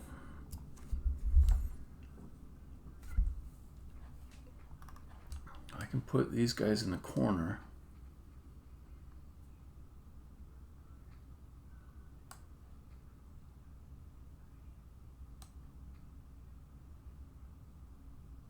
Yeah, actually, that's not a bad solution at all. So the one to open that floor would go here. And you won't have the floor drop out from underneath you. You'll walk off into this little control area and split these two apart.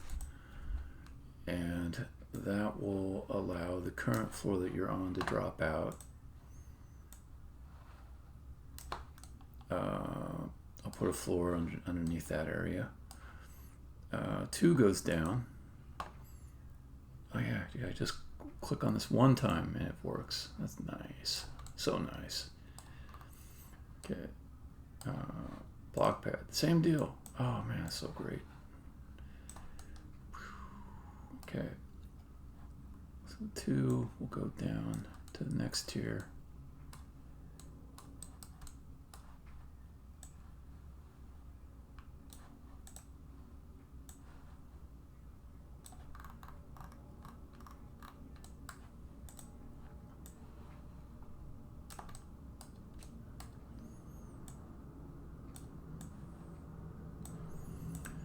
I do like these corners as a way to just really signal clearly to the player that you're not going to be able to get the blocks out of there. They're just down in that corner. They're there. There's like a little switch to use to open up the floor. So that's pretty good.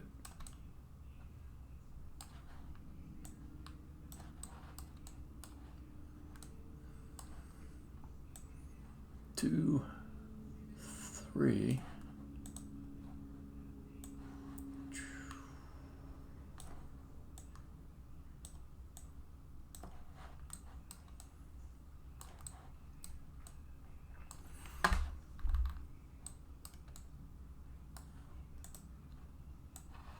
That guy there. That guy there. This guy here.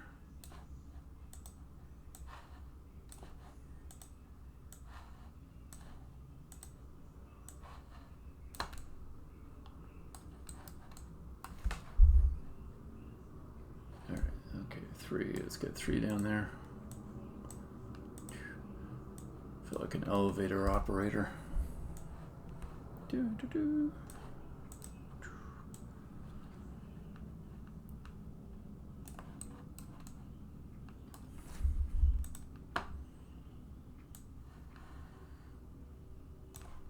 Oh, did I go down far enough? I don't think I did. Okay. Yeah. Okay. Okay, 4 is the very bottom. Yeah.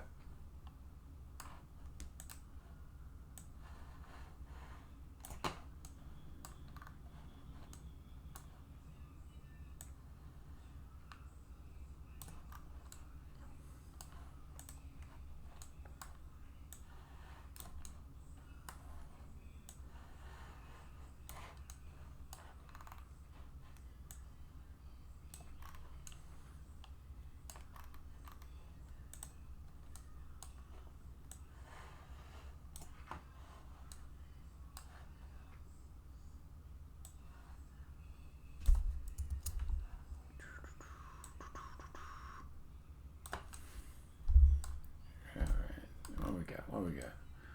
So 1 is there, 2 I didn't take down far enough, 3 I didn't take down far enough.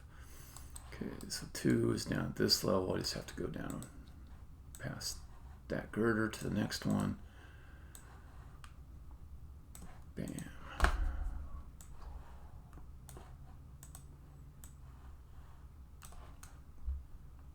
Okay, 3. Take it down.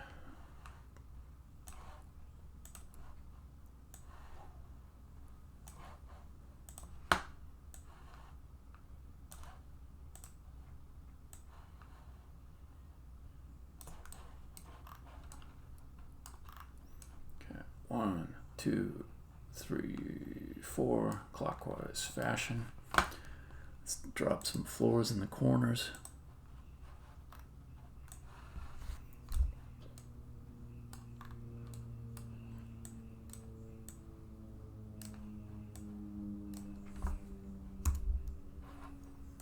Might be getting time to put the windows in, but I just want to see that I can travel from bottom to the top before I do that.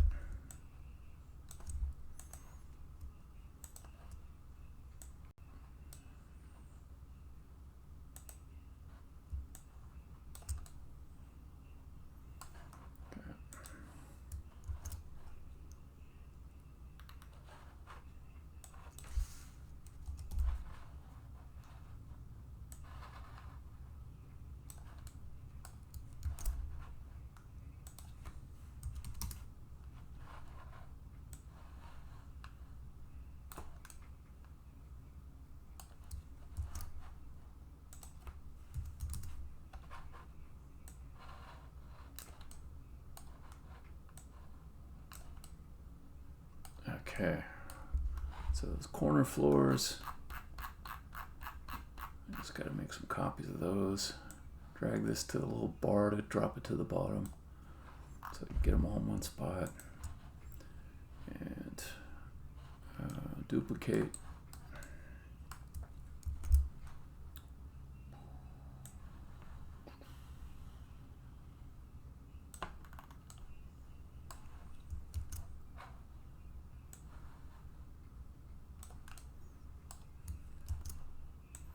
All right.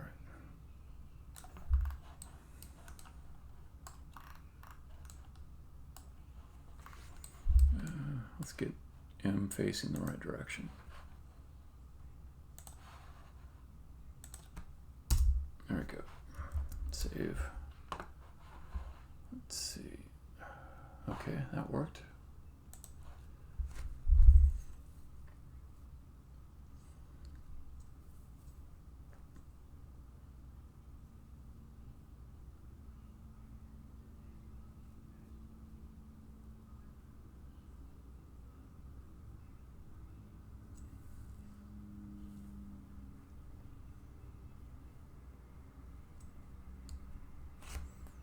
Yeah, it's a pretty long startup. Okay,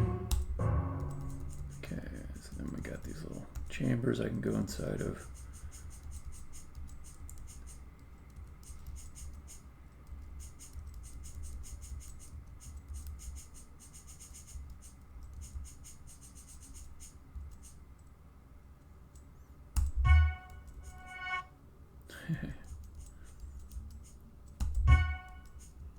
Okay, so now I can drop down to number 2.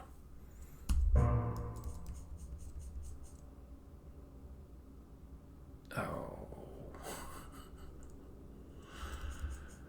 that might be a unfortunate flaw. If I would have made the distance between these a little bit further, I wouldn't have the camera popping above the translucent door. Ugh.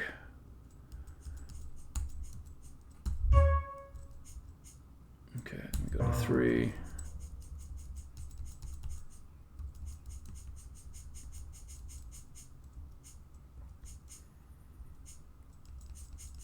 Maybe it's not that bad. Maybe it's interesting. Maybe it's not too annoying. I don't know.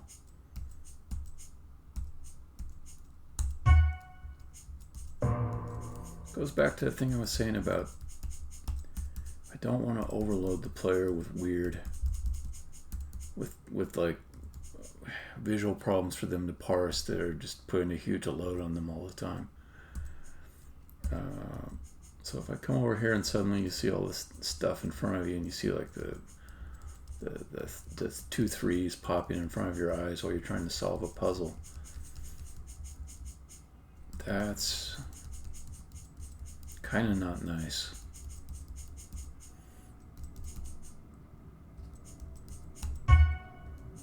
Okay, and you come back up top by falling on the spikes.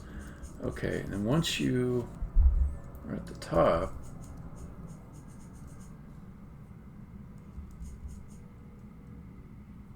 I've got some options.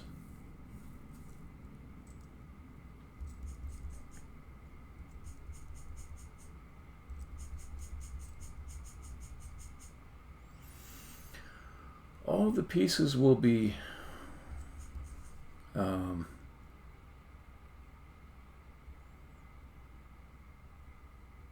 the wrong spots for closing the gates again. So I could allow you to close the gates in a couple of ways.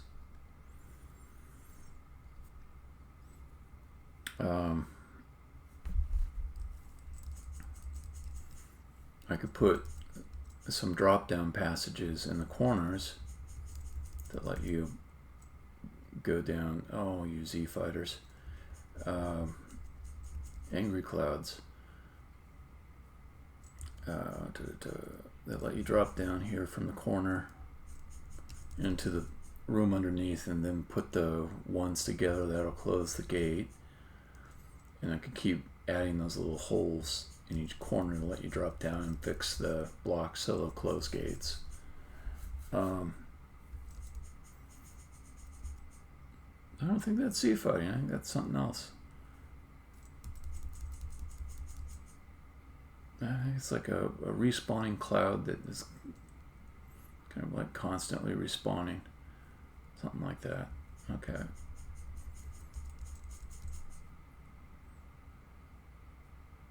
I'm not real worried about the clouds, but it is distracting. I'll turn them off in a bit. Okay, the other option is I can put an altar on this level, or on this tier. This tier 0, the top tier. I can put 1, 2, 3, 4 around it, and that will allow you to close any of the blocks. I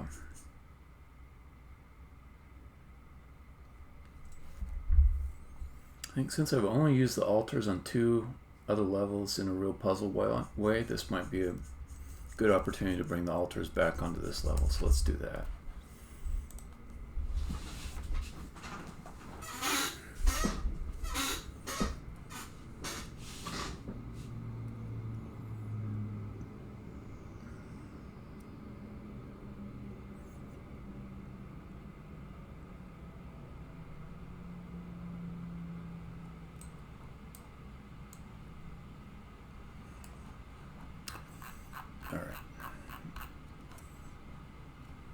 Clouds, I'm just going to turn you off for now. I'll do some cloud crafting later. And the ground, I'm going to use this other technique that was taught to me today. I'll put a finger on it, so then clicking on the ground is not going to mess with me. Okay. Then let's throw an altar over here.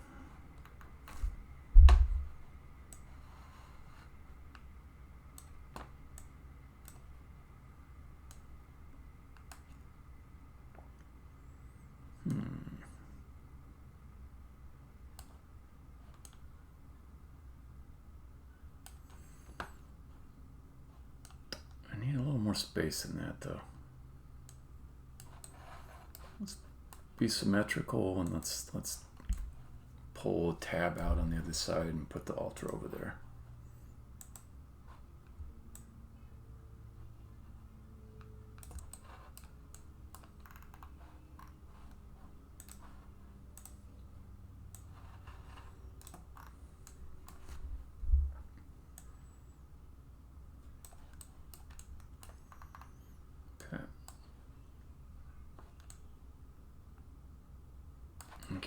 So then up here I get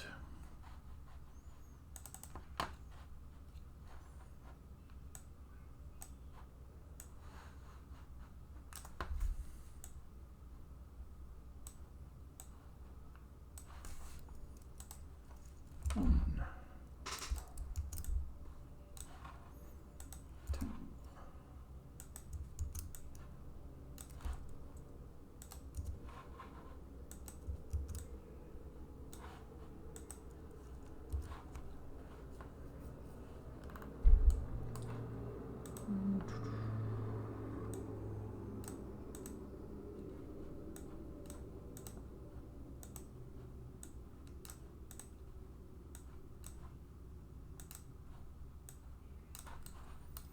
okay.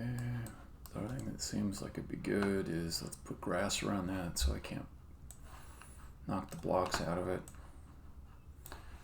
This will be one.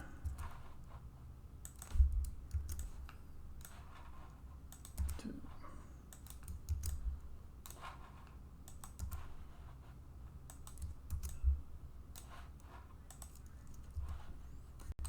Okay, grass, grass, grass.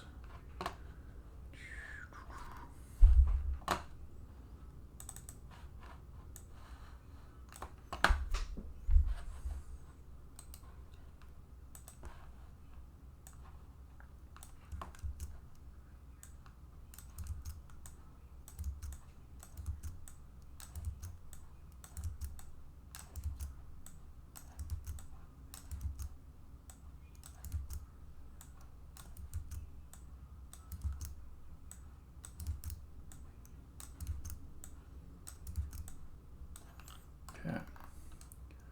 Down this corner, I think same thing. No, because the player will not be able to knock these out.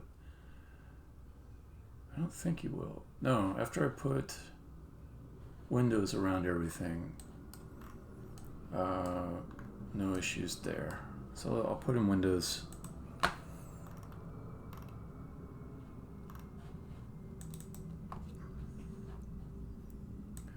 Window west east.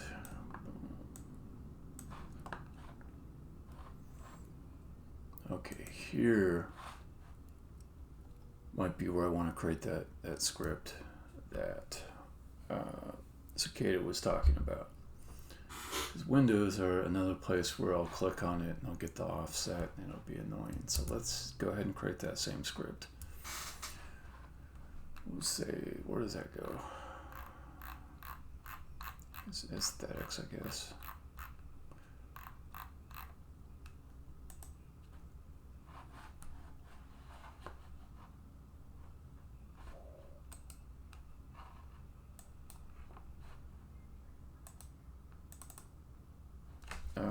What was it called? Selection base.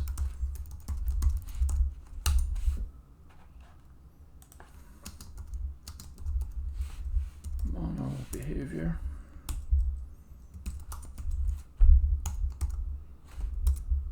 There we go.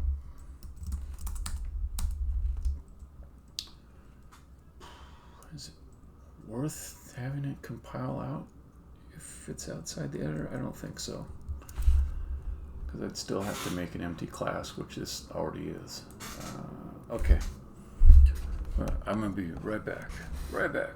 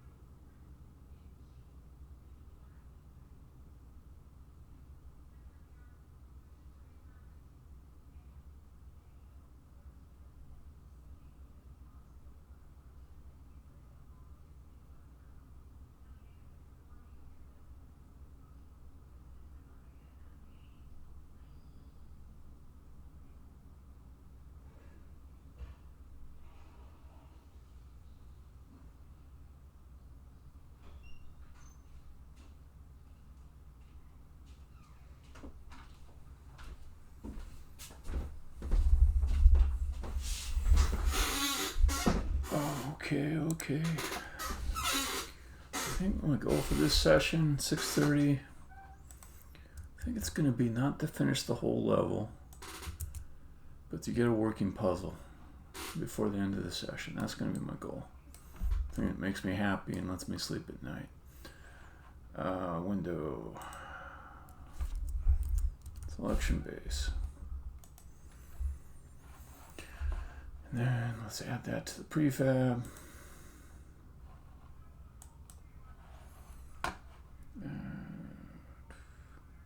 Oh yeah, you gotta update all the other prefabs that make use of that.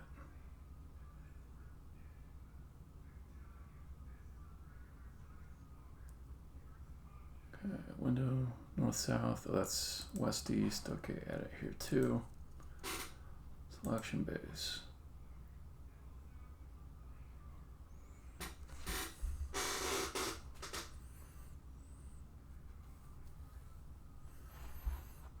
And moonlight.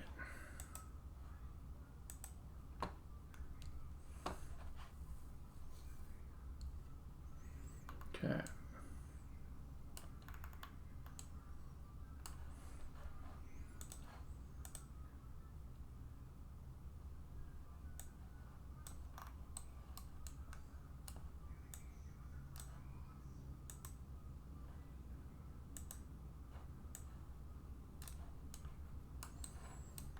Okay, so this one,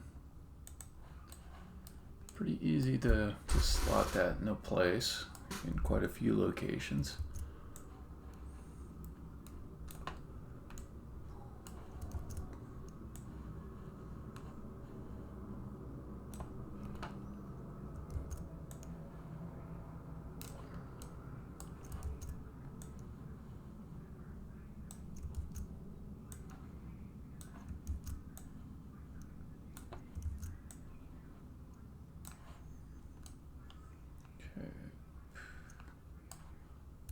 Take all those.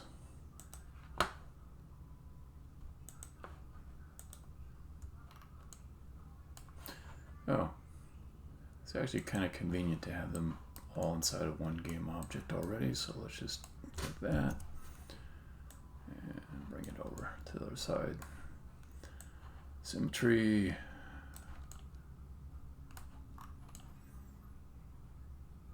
I might as well. No, it won't work to rotate. Will it rotate? It will, actually. It'll rotate. Yeah, there we go. Because it's a contained game object. So, okay.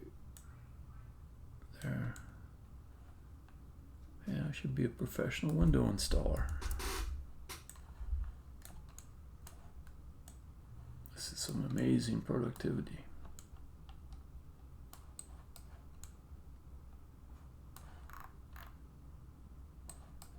Looks like I messed up on the bottom though.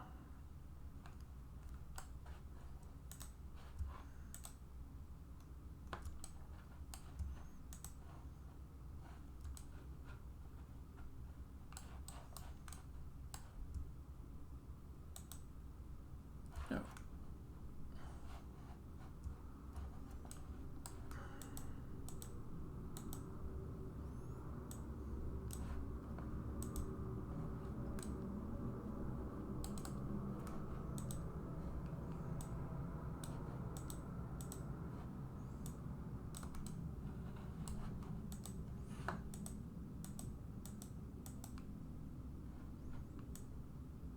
Figure out those other things I was clicking on. What were those?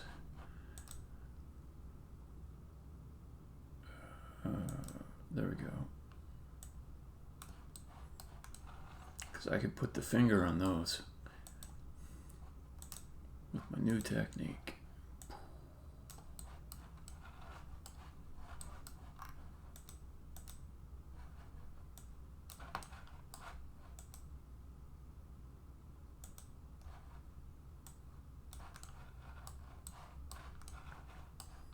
Okay.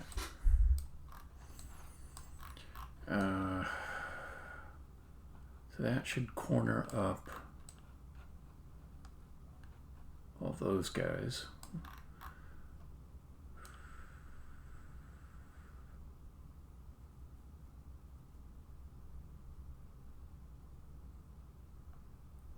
Just thinking about my ray casting for a moment. It should work just fine with like nested objects. Okay. Should I finish all windows? Are they important? Let me make sure this all works, and then I'll consider if I want to keep going with windows.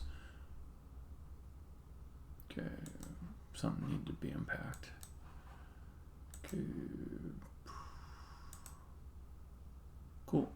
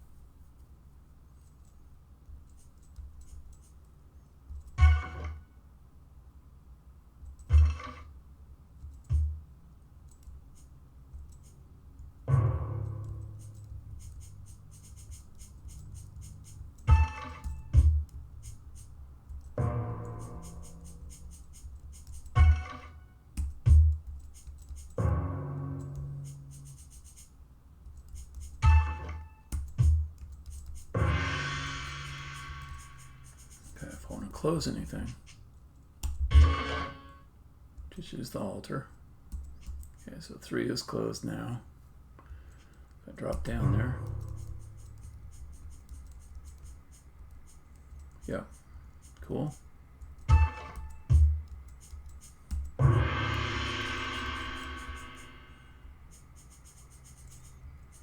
Just close them all one at a time. 4, 3.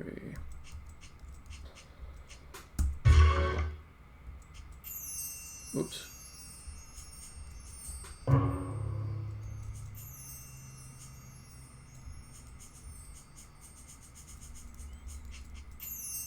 Some kind of ray casting thing. I'll have to run the pre-proc again. But still, it was kind of dumb to do all that work because I already know I have to space the levels out better. That was not good thinking about how to set this up.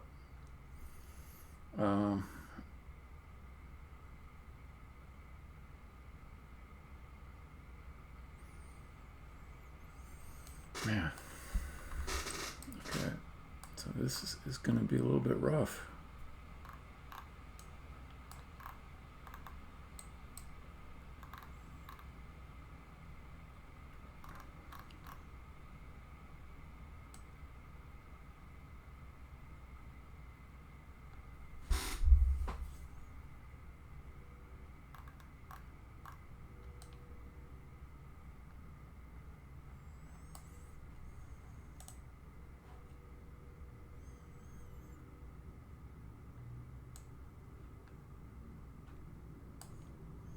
Okay, so one thing I want to do is figure out exactly how much do I need to add to the height of all these things. So first I'll try just moving this up 1 to see if that suffices. I do have this tier thing too I could just lift up maybe.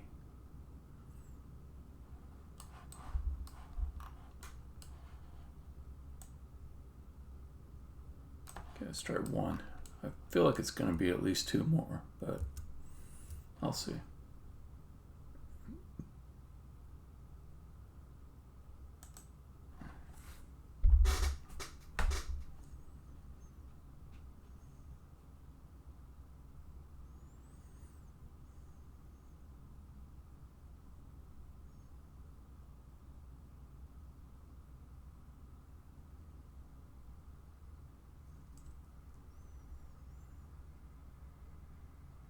That's a long start time.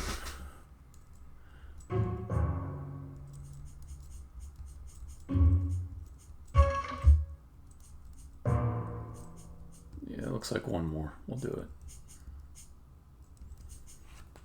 Okay, so 14. Let's double check it.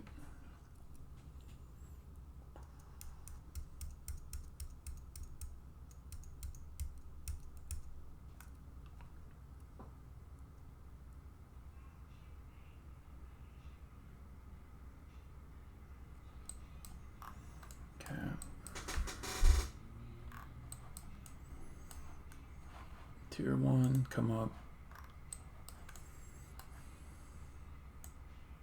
One more. Save it. I think that'll do it. So if that's the case, don't have to just elongate the whole level by pulling up the tiers the right amounts and then just kind of fixing everything up afterwards. It'll probably take me 5 to 10 minutes.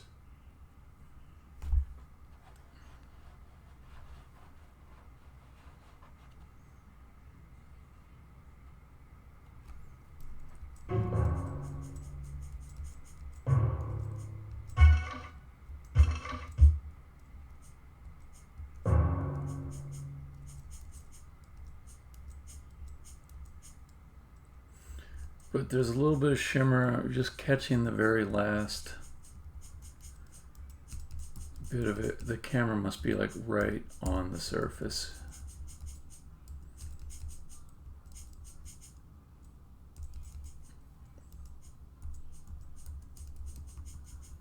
Okay, so one more is what it needs. 15. My first guess was right.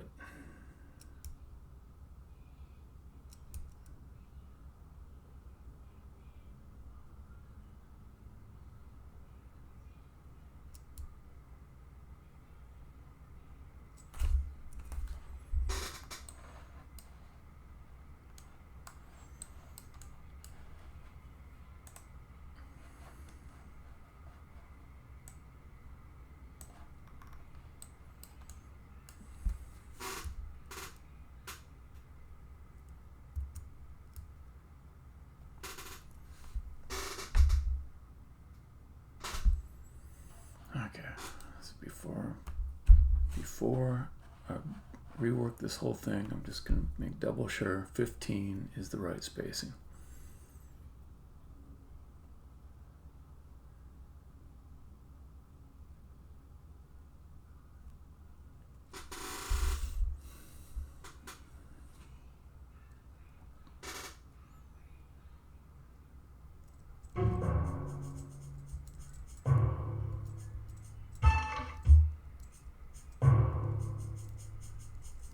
Okay, that's clean. 15 it is. All right, structure building. So I think tier 4 I put at 0. Maybe that's true. I'll go check it.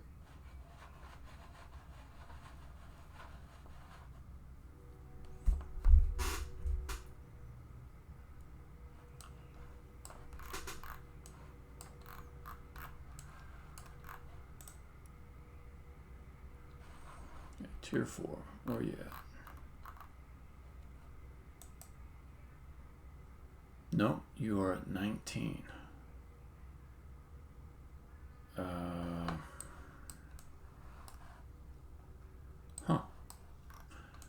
Oh, I know why. Because after it got moved to the level, reparented to the level object, the coordinate system changed. Okay. So this is where 6. Okay, let me just do the calcs.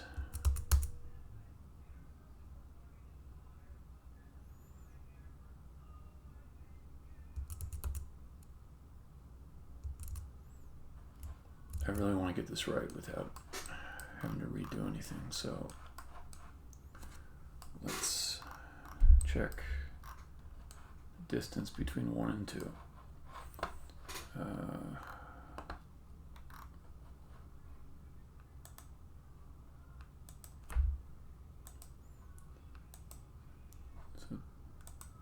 tier 1, 58. Tier 2, 43. 58 minus 43.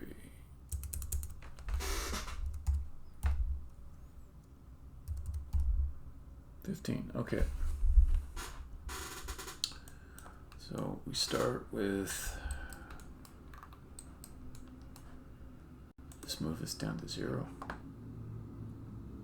That's maybe not a bad way to go. Then the math's a lot easier.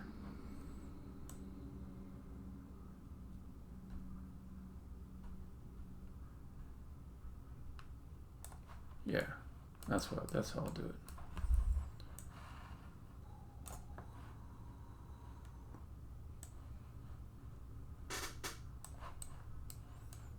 Okay, so it'll be 0.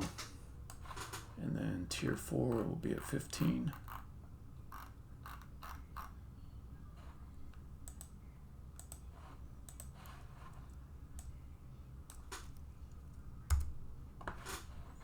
Tier 3, 30. Tier 2, 45. Tier 1, 60. Okay.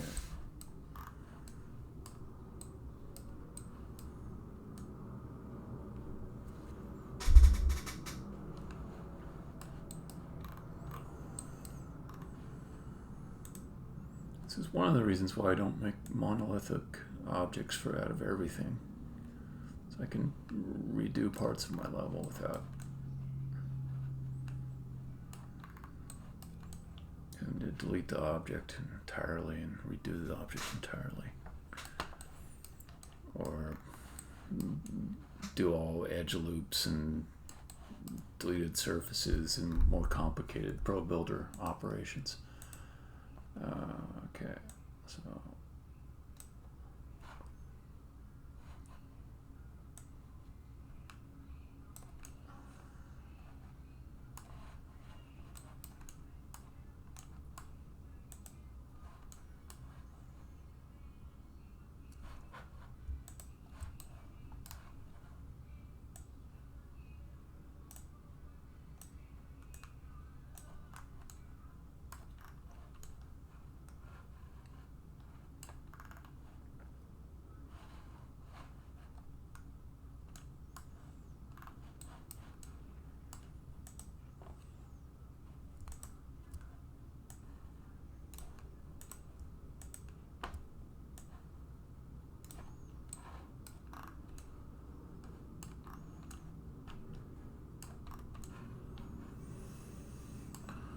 alright, so then 3,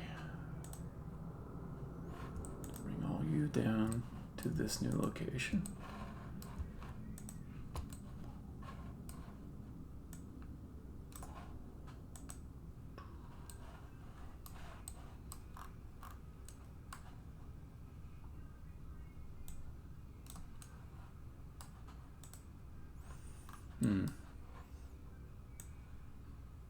Okay, it occurs to me I just want to do everything right bottom up. So instead of jumping around and moving things from here on, I'll just make sure I get everything right at each spot and then I'll go up. Otherwise I'll lose track of the objects because they'll start overlapping with each other and it'll be harder to keep track of everything.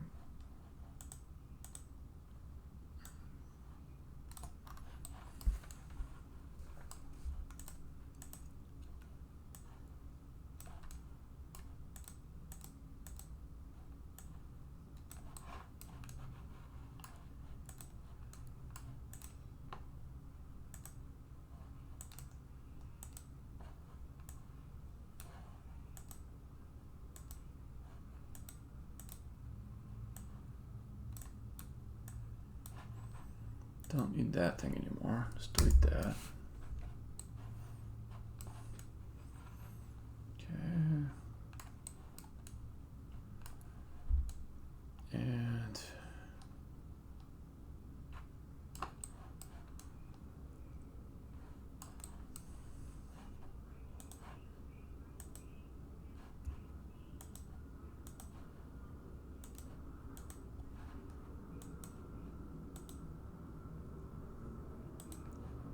This guy, I think I'll fix it up one time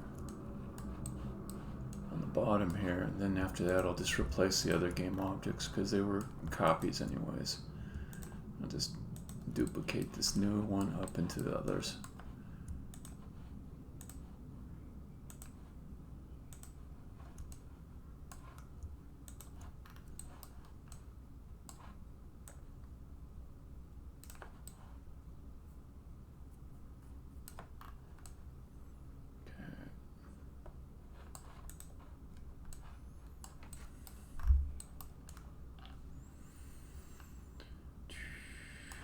Okay, next is you.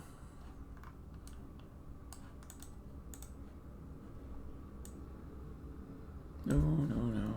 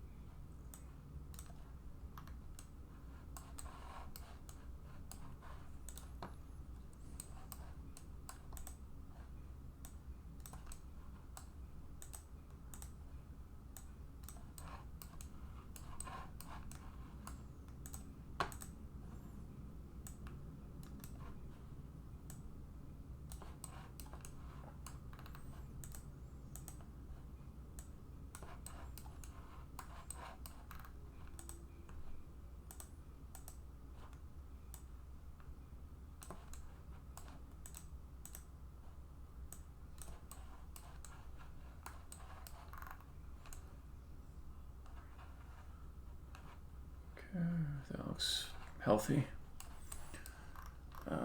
Okay, these ones I'll end up just replacing. So yoink that.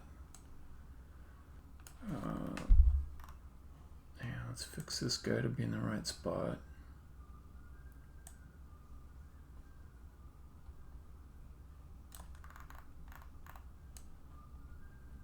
Yep.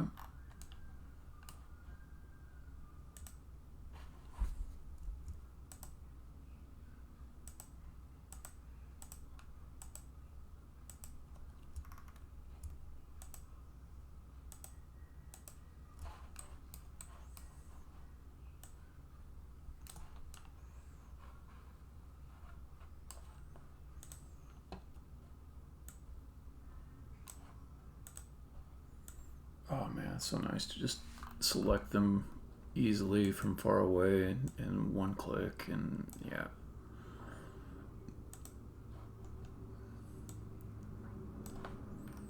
Okay.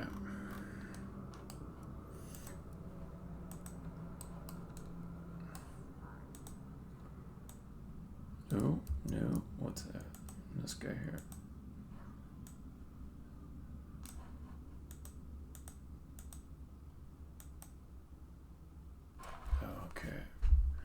Booter, I never want to ever touch you or anything inside of you. Awesome.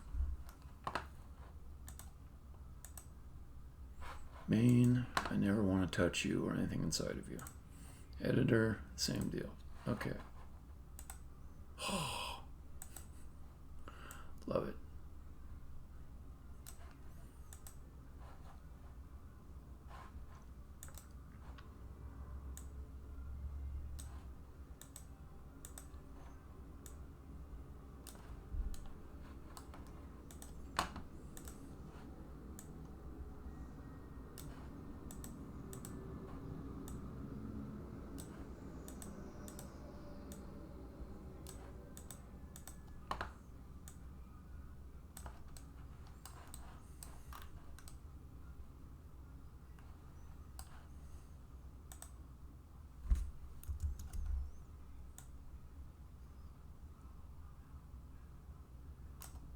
Okay, the Sandy check to see if I got the spacing right. This should fit exactly. What? What? Don't like that. Don't like that at all. Okay, so let's check.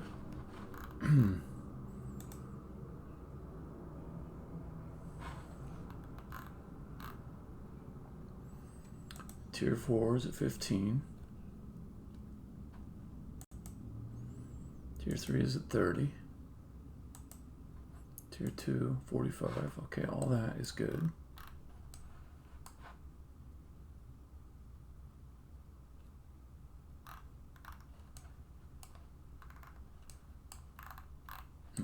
Off by 1 on this? Something's off.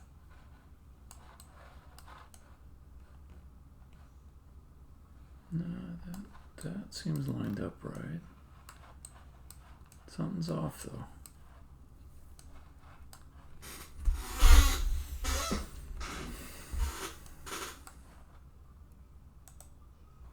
Maybe I got some overlap down here? No.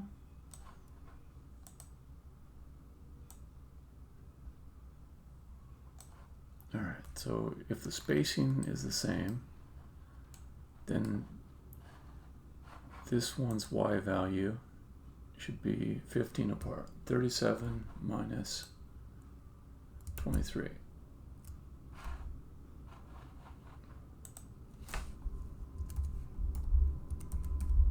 It's not.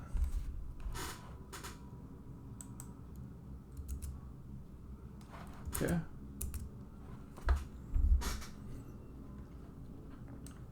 So this should be 1 higher. Then the question is, what's wrong with this one?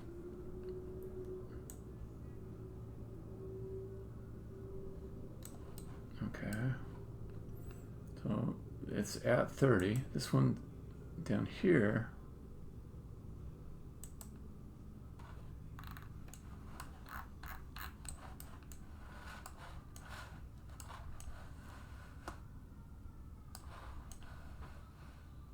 this is an off by 1 thing. Okay. So it should have been at 15. Okay, that's my issue. Dang, it's easy to mess this up.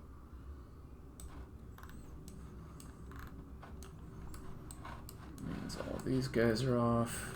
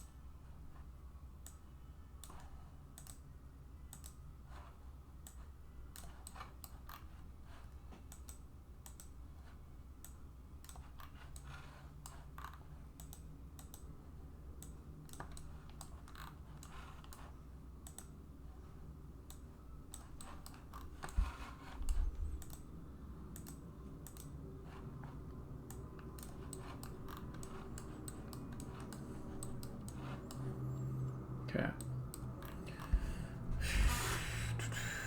So then, question is, do I want to raise these up to meet here, or do I want to make the one above taller? I think it's going to be easier to do this guy taller. So let's do that. Delete that here.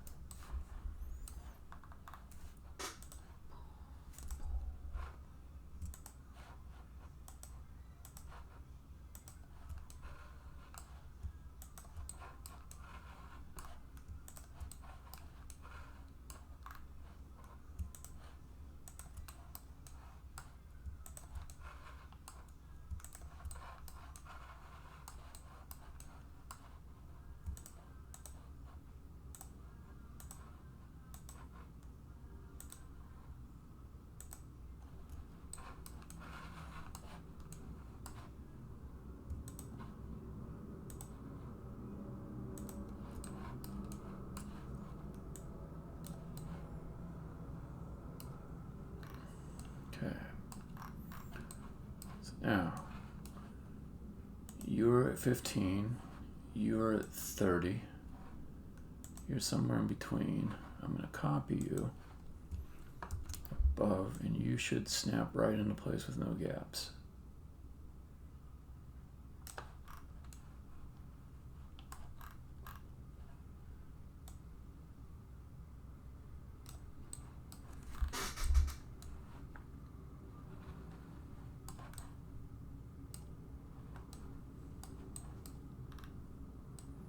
All right, cool. Solve that.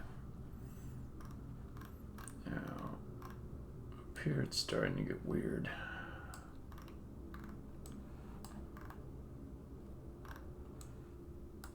Okay, that one's the new one. Here's the old one. Let's delete that.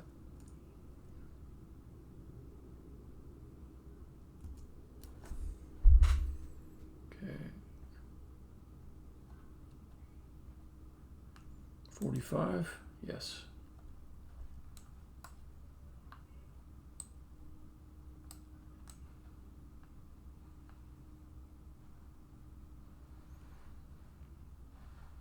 Okay, alright, all this stuff has to go up a little bit higher. So what's 60 plus 15, 75.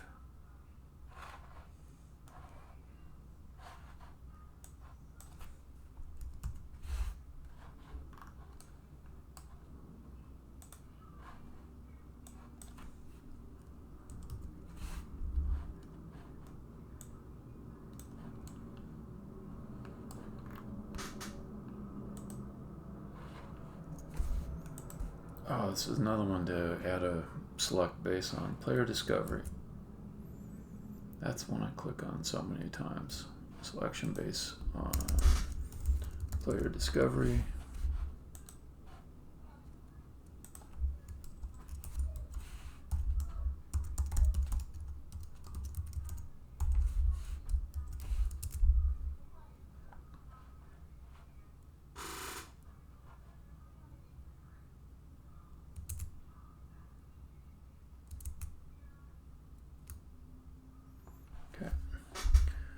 Okay, she is going.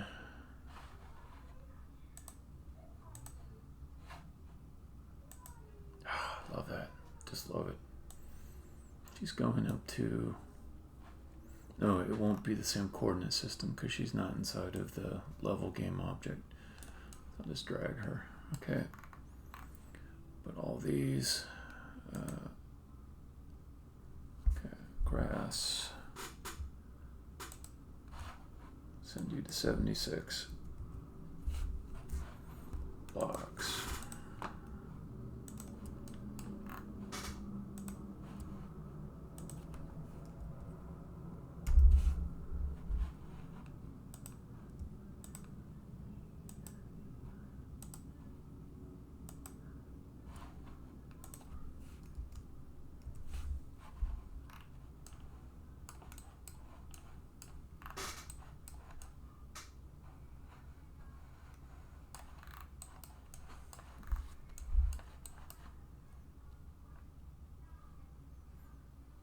Okay, so tier 1 is at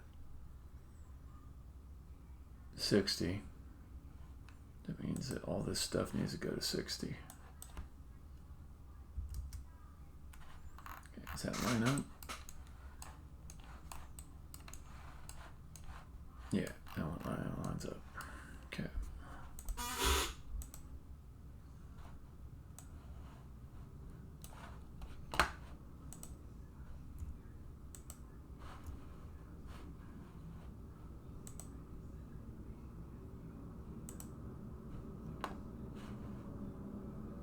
Yeah.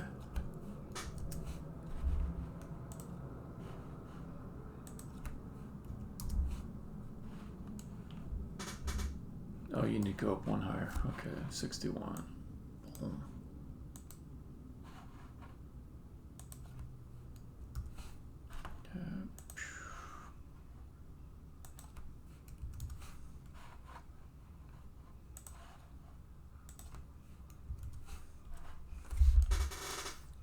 I think I was totally wrong about how long this elongating was going to take, but I'm nearly done with it.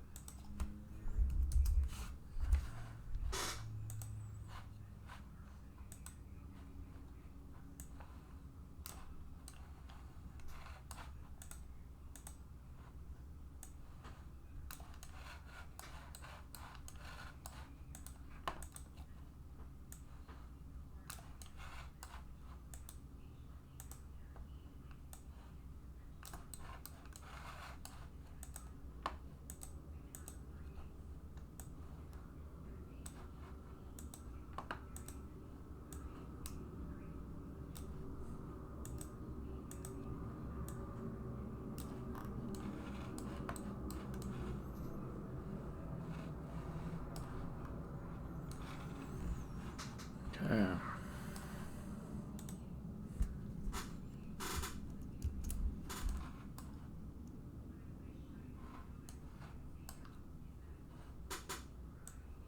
Pop that in. It needs to exactly fit.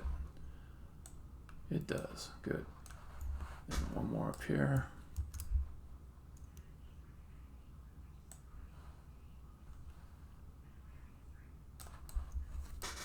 Alright, so I got taller. Got a lot taller.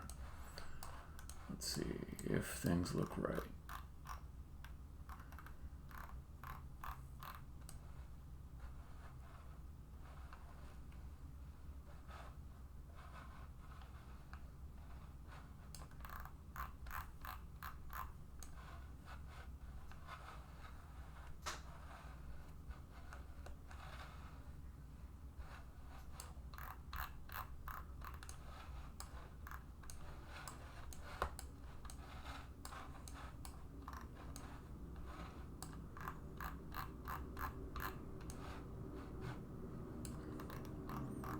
Okay, that might be it. Let's make sure it all works.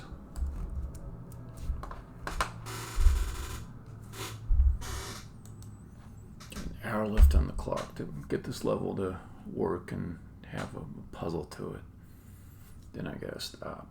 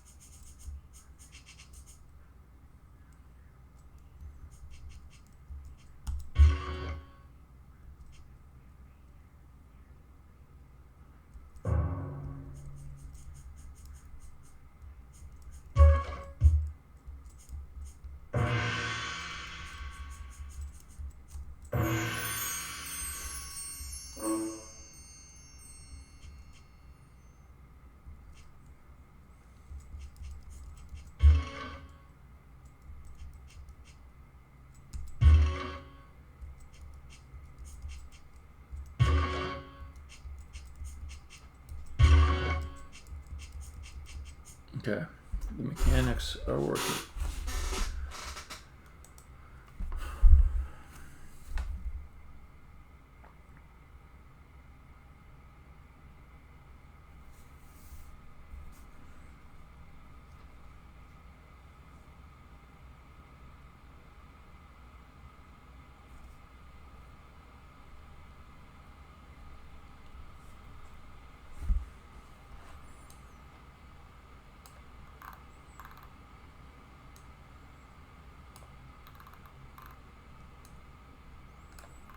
So I'm picturing at the bottom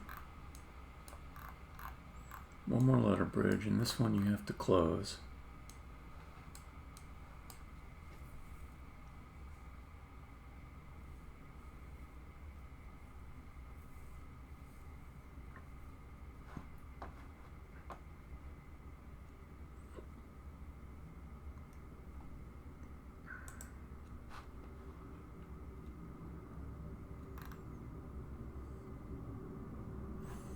It should be